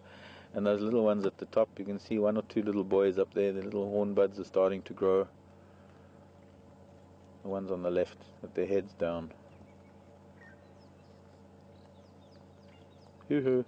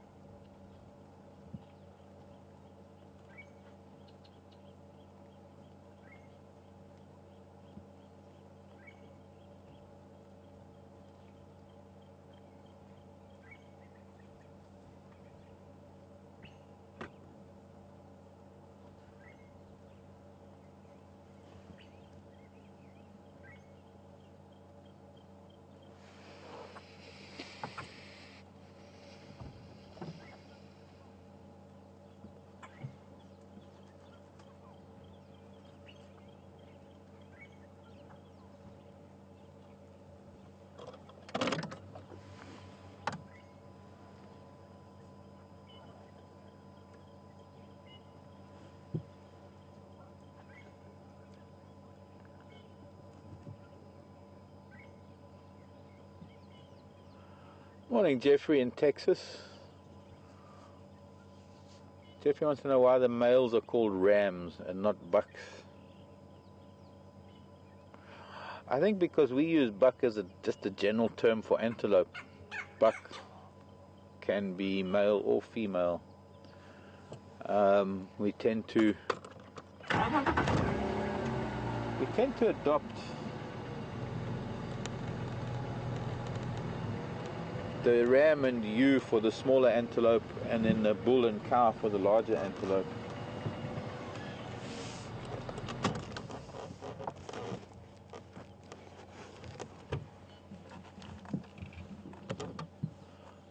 And in deer you would use stag and doe,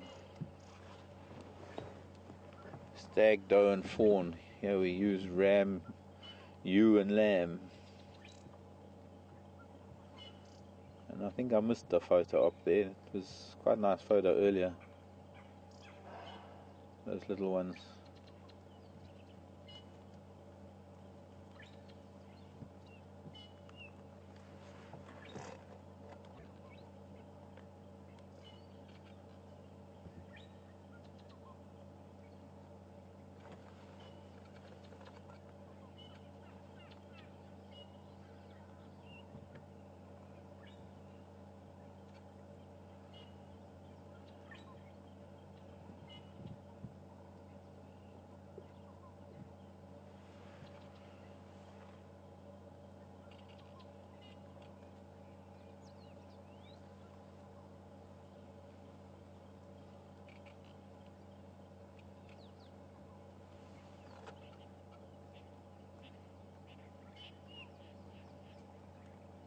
But I'm not sure, Jeffrey. I couldn't tell you why it's not a buck.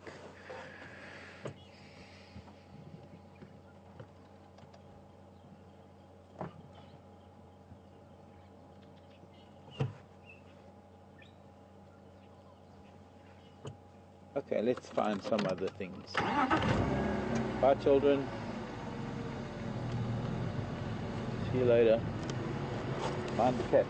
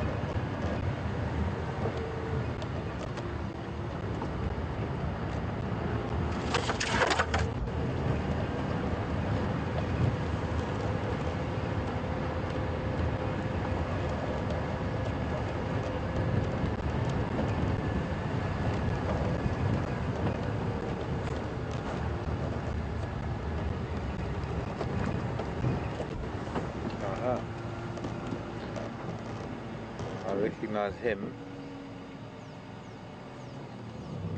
as one of the younger of the kudu bulls, I think, maybe.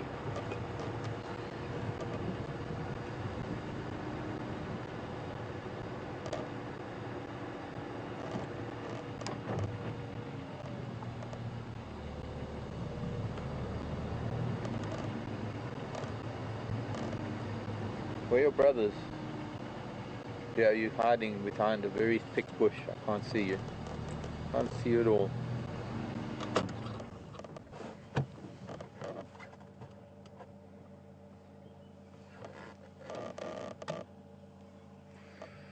The young kudu bull, not quite full grown yet. Quite large in size though. He's still got a bit of growing to do. I'm guessing that he's the youngest of the group of kudu bulls that we have. We've been seeing them quite a lot recently. Quite frequently actually. But it could also just be another kudu bull. Not seeing any of the others yet.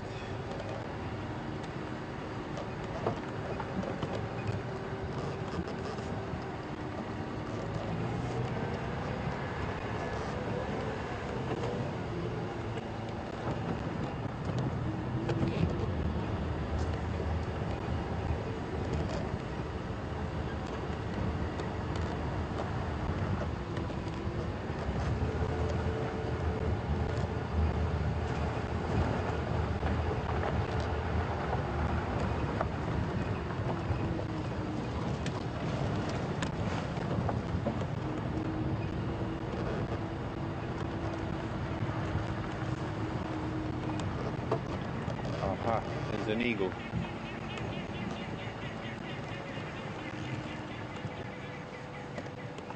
It looks like our friend the Wahlbergs.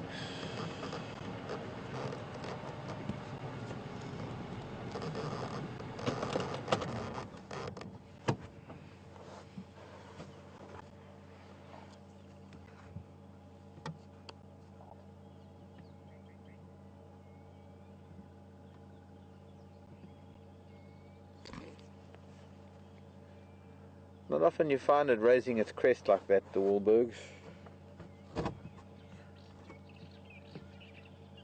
Its posture is also showing that it's chasing something. Yeah, just went for an oxpecker. Quite an aggressive posture that it had. Here it comes. A bit of a tail feather out of place.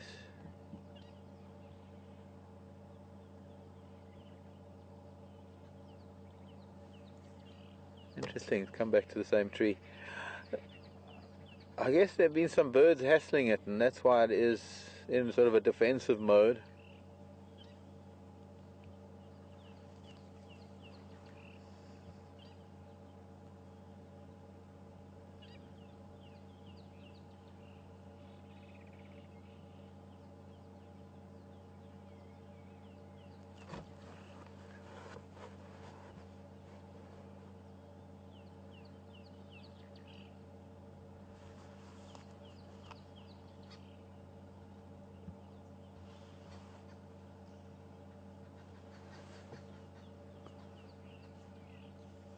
Seems to be a family of babblers in that tree as well.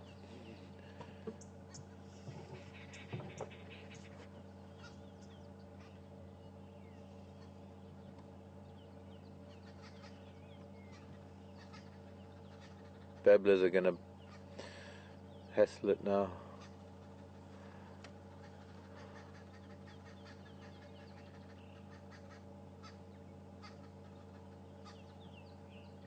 I guess it could be that there's an oxpecker nest in there. Just below the eagle now, there might be something. It was looking into a hole where some bark is peeling away.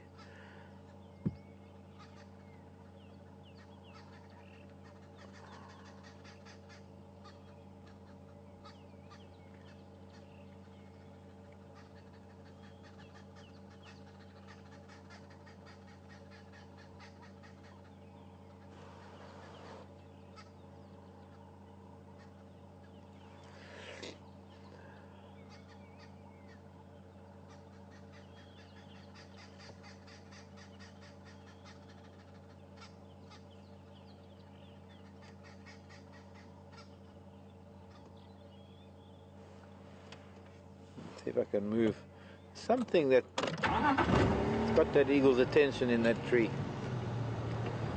It wasn't only the oxpecker that was there earlier, but I'm thinking that it's trying to get at something.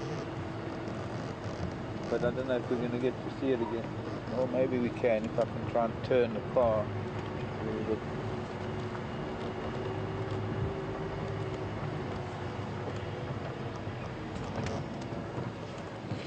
My jumping spider's back on the dashboard too, but we won't worry about it right now.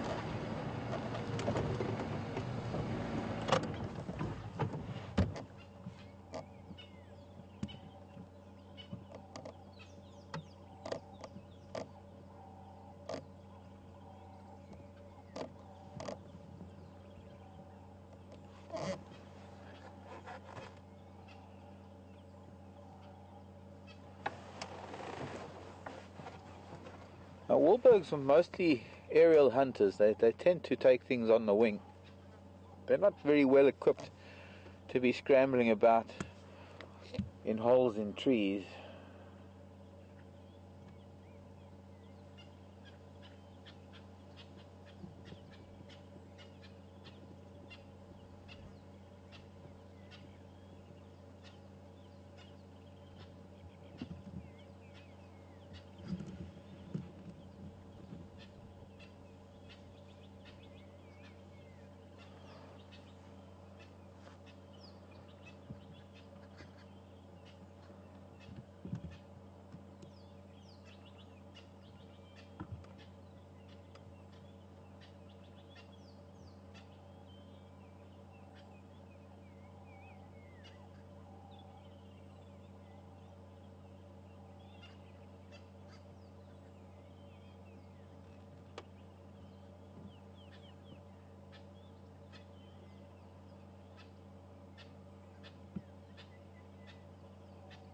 I don't think anything's going to happen.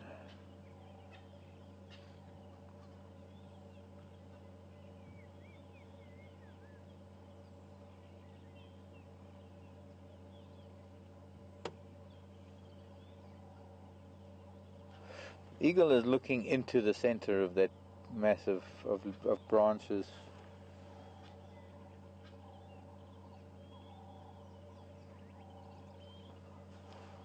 And the babblers aren't really worrying too much, but there's something that the eagle's trying to get at. Clearly, just over the fact that it's been hopping around from different branches.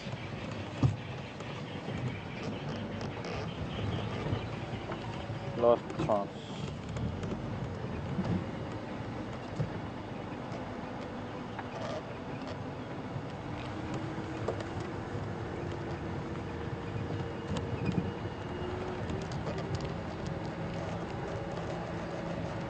Blown away. It has left. Given up. Interesting behavior though,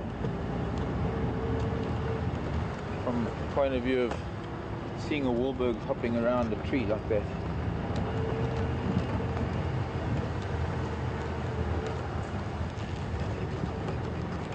A good chance that it chased something in there when it was hunting earlier and seems to think that it could still try and get it out, but it's very difficult for an eagle, especially with an acacia like that with very small hooked thorns. The eagle can't afford to get its feathers too badly damaged. While new feathers will come out, it does affect the flight, it affects their ability to hunt.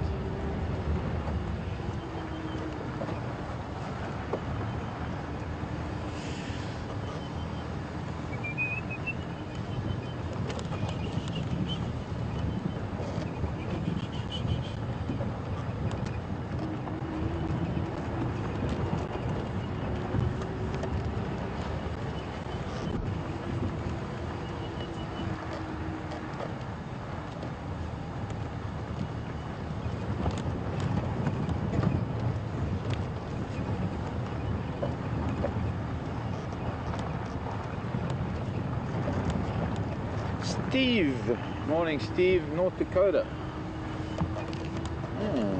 Nice to meet you, Steve.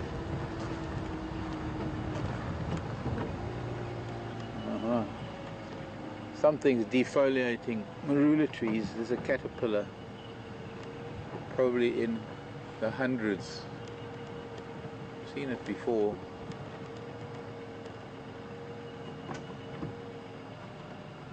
Feeding on the marula leaves and defoliating them. Steve was asking if the grasses and plants on the termite mound are indicative of the termitarium being inactive. Not necessarily, Steve.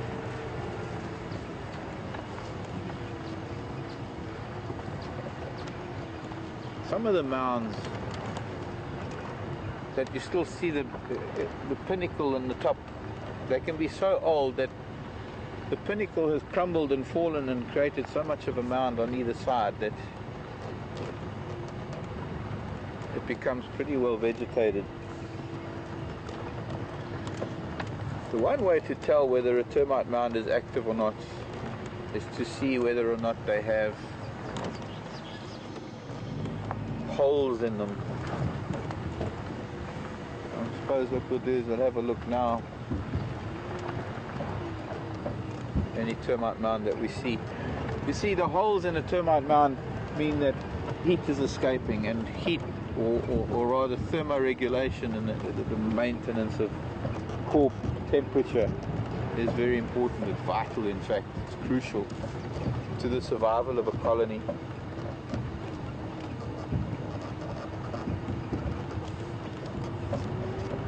So that a lot of holes within the pinnacle will tell you that nobody's home to fix the holes. But holes also mean that other things will get in, other things that are invariably going to eat termites. And so you invariably, when there is a hole or when there is a breach in the termite colony, it gets fixed pretty quickly, and soldiers defend the entrance or defend the breach.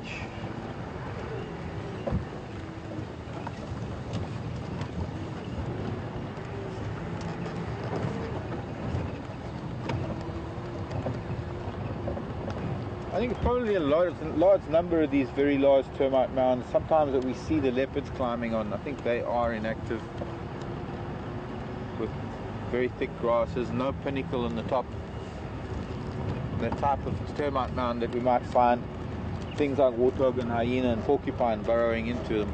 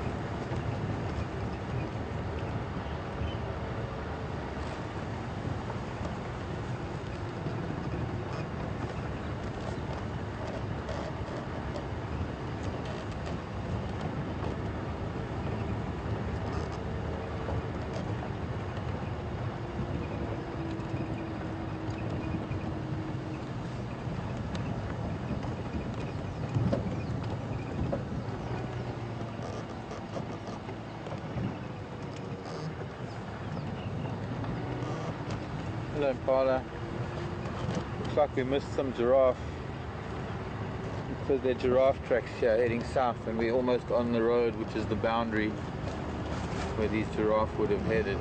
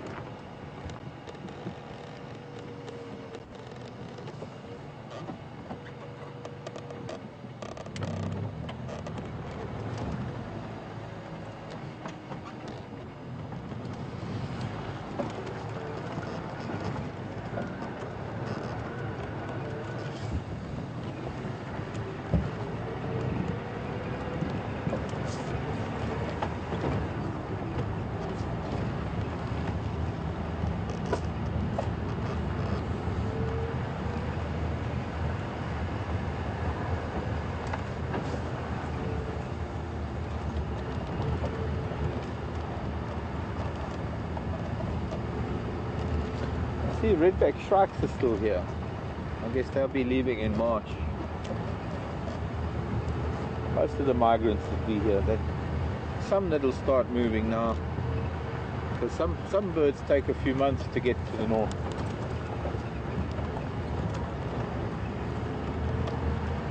The storks, for example, I think take 3 months for them to make their way back up through Africa into Europe.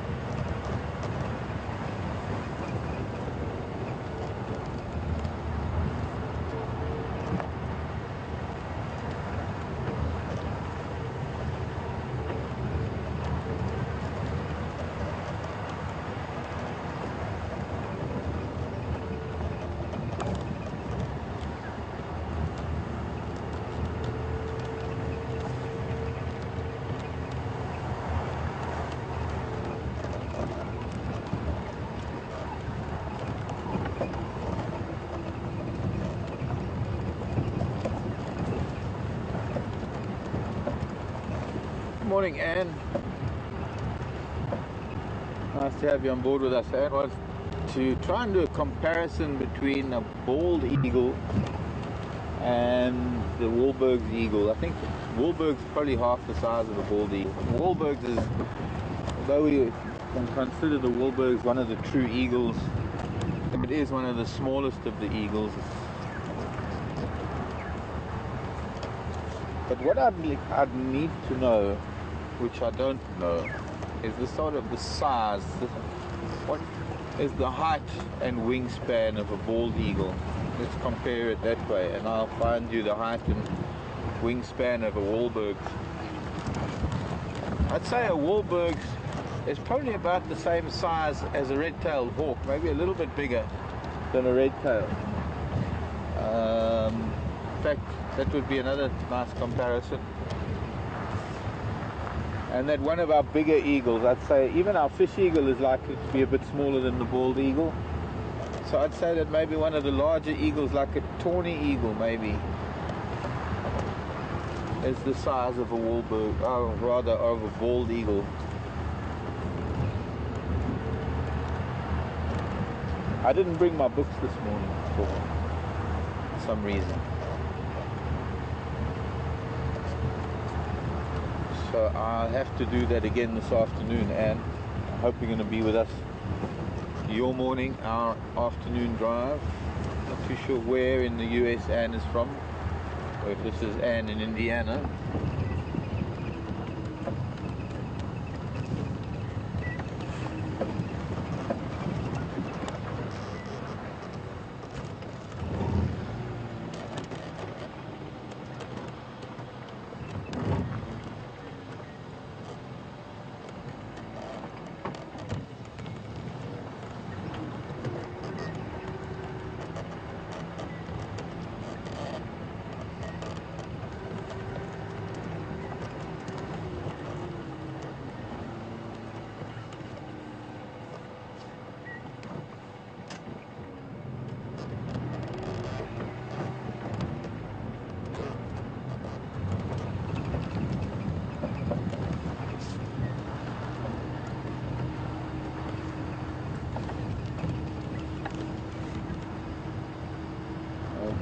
Okay, I copied that, Pete. Did you get that?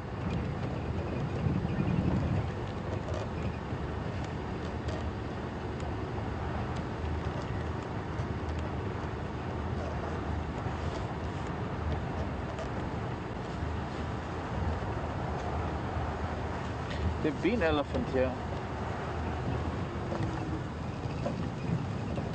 Big yellow bull was here, but he's left. He's gone back the other way. We might need to go up Zoe's road, I guess. I've been seeing a lot of elephant tracks, but they seem to be hiding today. It's not, believe it or not, they can hide pretty well, as big as elephants are.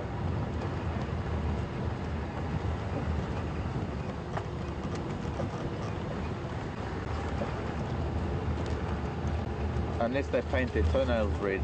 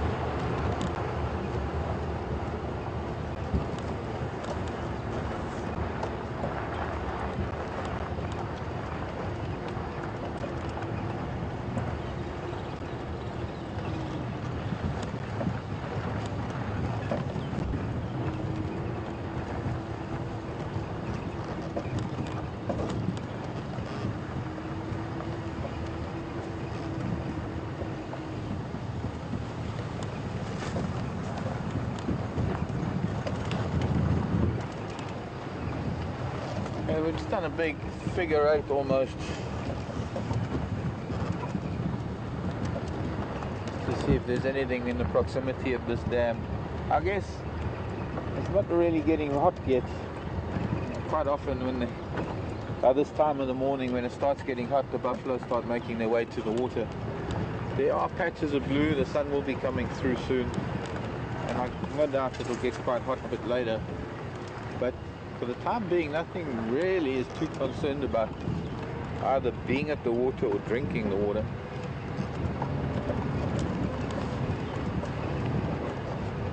We'll go further east again and see if anything's happening around Twin Dam. Maybe our leopard has gotten there by now.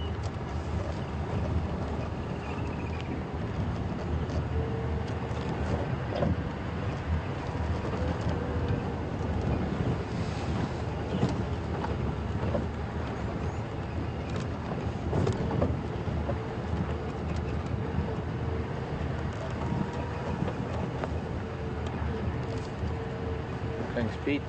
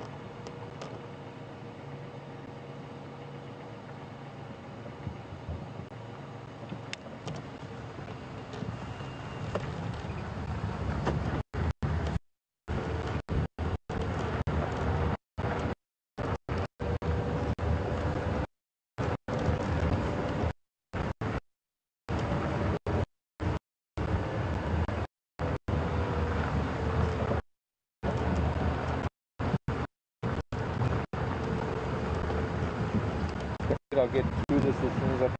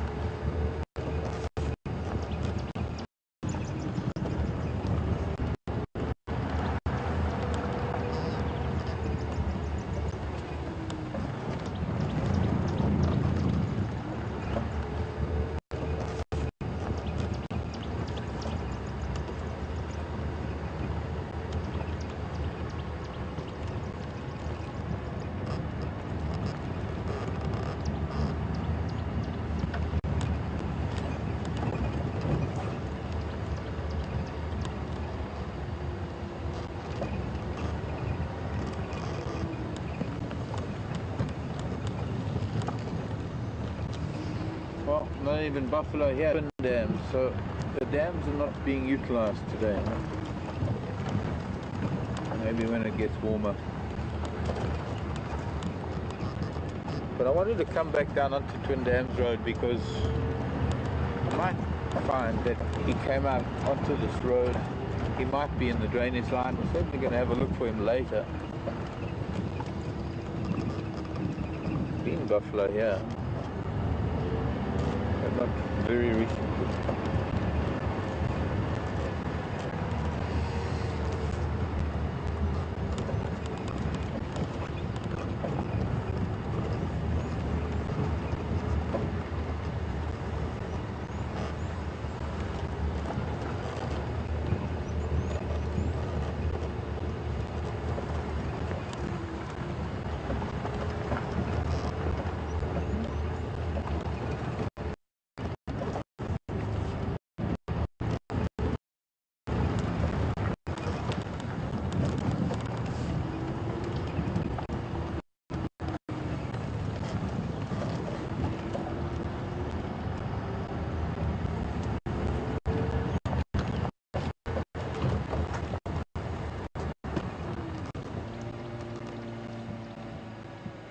Sorry, girls and boys.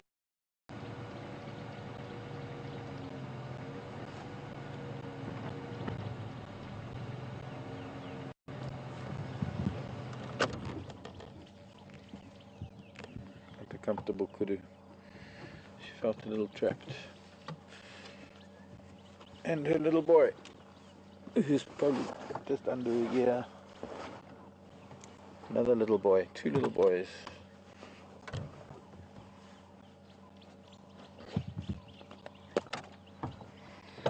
Might see them around the corner.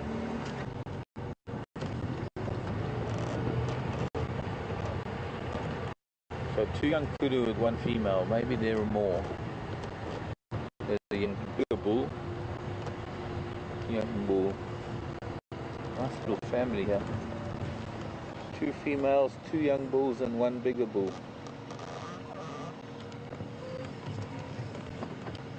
Go away, fly, come on.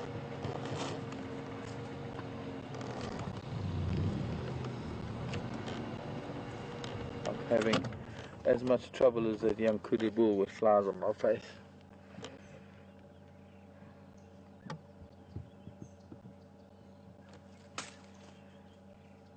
But I'd say about a 2-year-old, maybe. Still with the females, he'll be leaving them soon, I hope.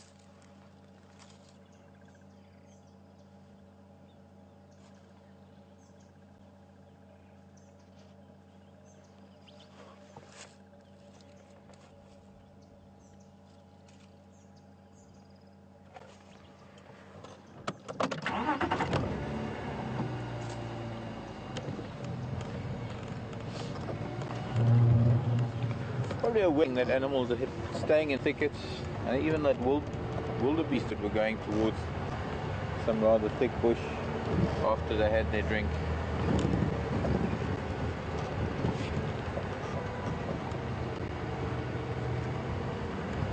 Not very windy, but there is a bit of a breeze. Maybe enough to keep them in away from the open areas.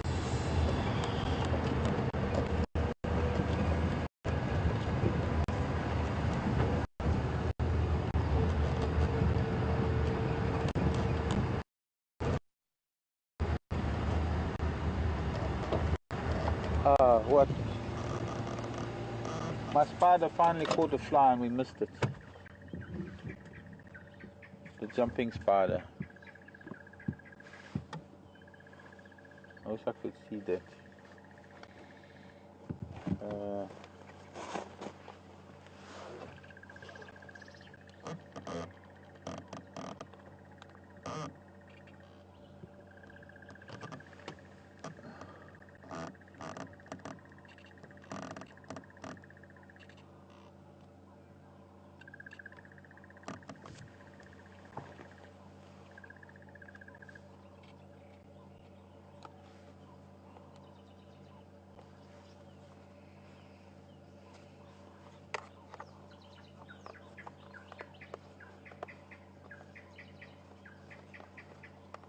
I suppose it's been persevering. It's got a good hunting ground here.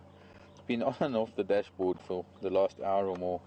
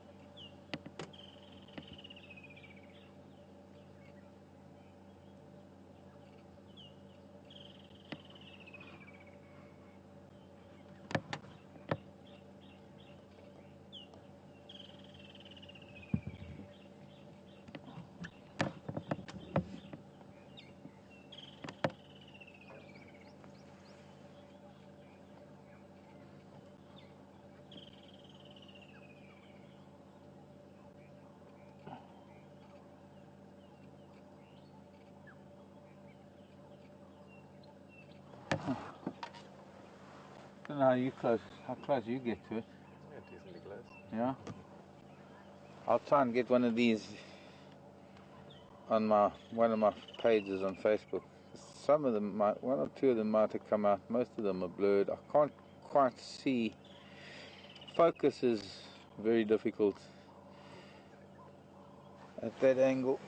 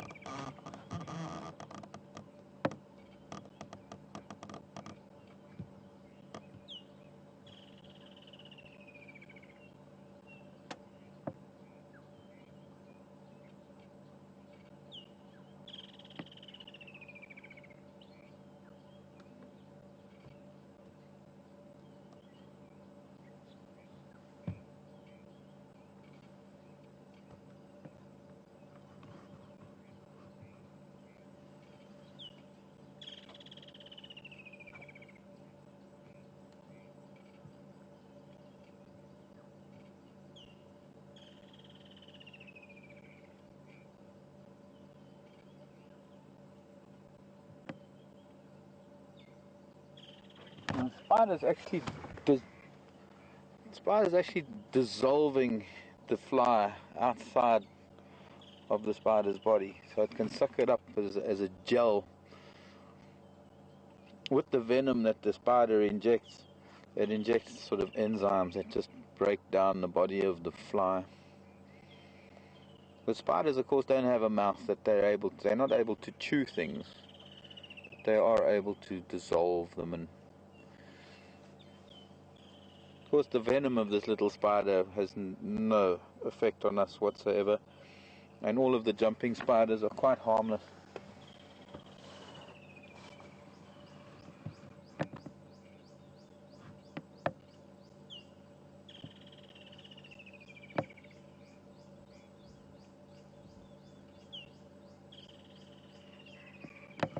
I forgot to get a side on. I'm going to get in your way now.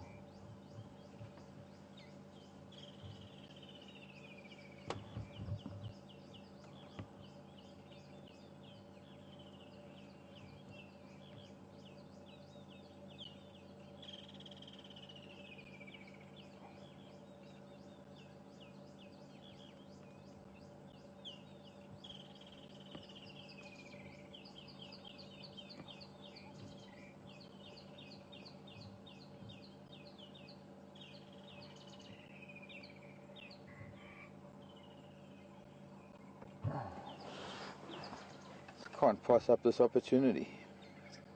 Most exciting thing we've seen since hyena on a kudu kill.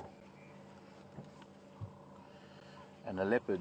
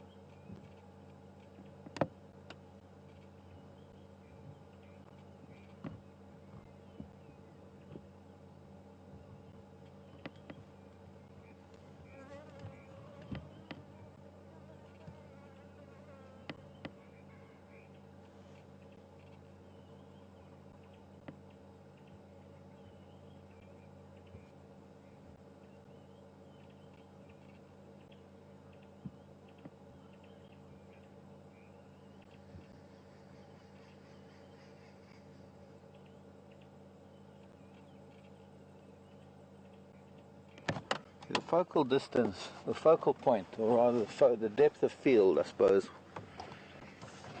with this kind of macro photography, there's only a fraction of a millimeter that is depth of field.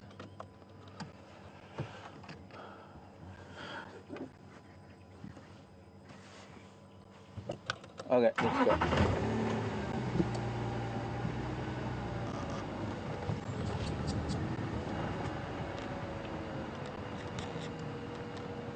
Sounded like a cicada, but it probably flew.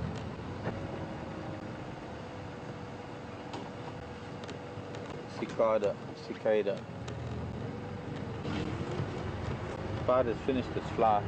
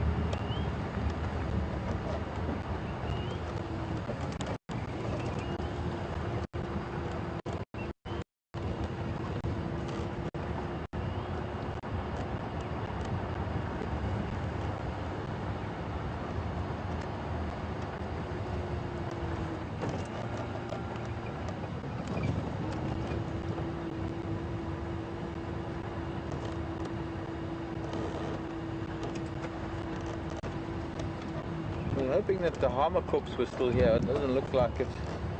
I guess not much else to feed on. There's a very thick mud soup in these wallows now. Things are starting to dry up. In fact, one or two of the wallows no longer being able to be used at all because, well, it's becoming quite hard clay. Hoping we'll still get some more rain. We do have 2 more months, I guess, of the end of summer, the end of the wet season.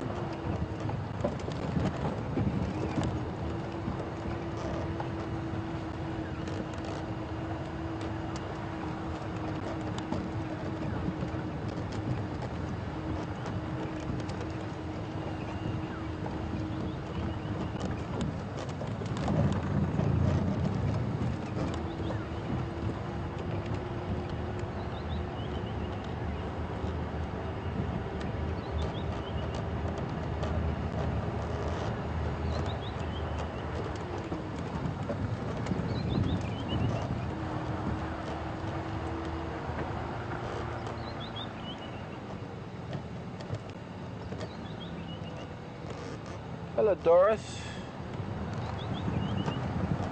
thanks for the question. A good question actually. Doris asking about these spiders, do they make any kind of nest for their eggs? And the answer is yes, Doris, actually they do. There's so many different types of jumping spiders, but invariably what they will do is they'll either fold a leaf blade of a grass or they'll fold a leaf on a tree. See if I can find some for you. Some of the larger jumping spiders make a little retreat where they can find a closed space where it's already semi-closed. Oh, that bird is gone now. There was a chagra sitting in the open. I wanted to catch a chagra.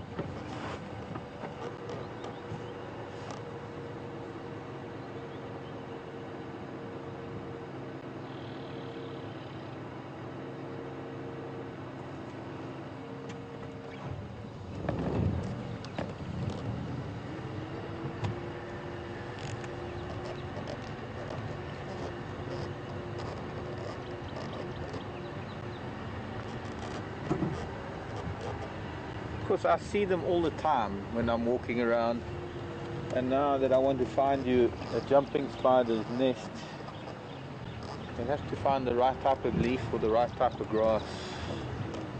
Some of these longer grasses.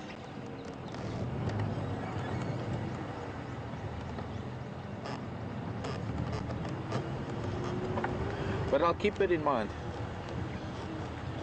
I'll keep it in mind if I see anything that I can catch out of the corner of my eye. Interesting bluebeam.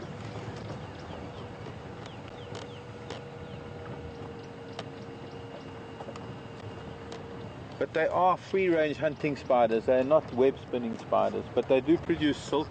In fact, jumping spiders leave a strand of silk where they're constantly anchoring themselves to wherever they are, so that when they jump and they almost like swing on a bungee cord.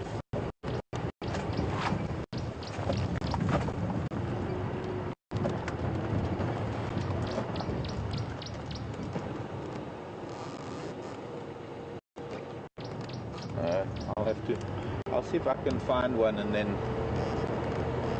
try and find an old jumping spider nest.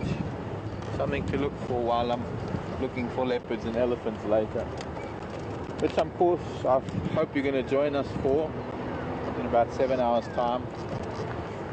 No sign of our leopard coming out here, but we'll be looking again later this afternoon. We'll see if we can maybe find him or find his tracks. For now though, I want to thank you for staying up, or thank you for being with us on your Monday or your Sunday night.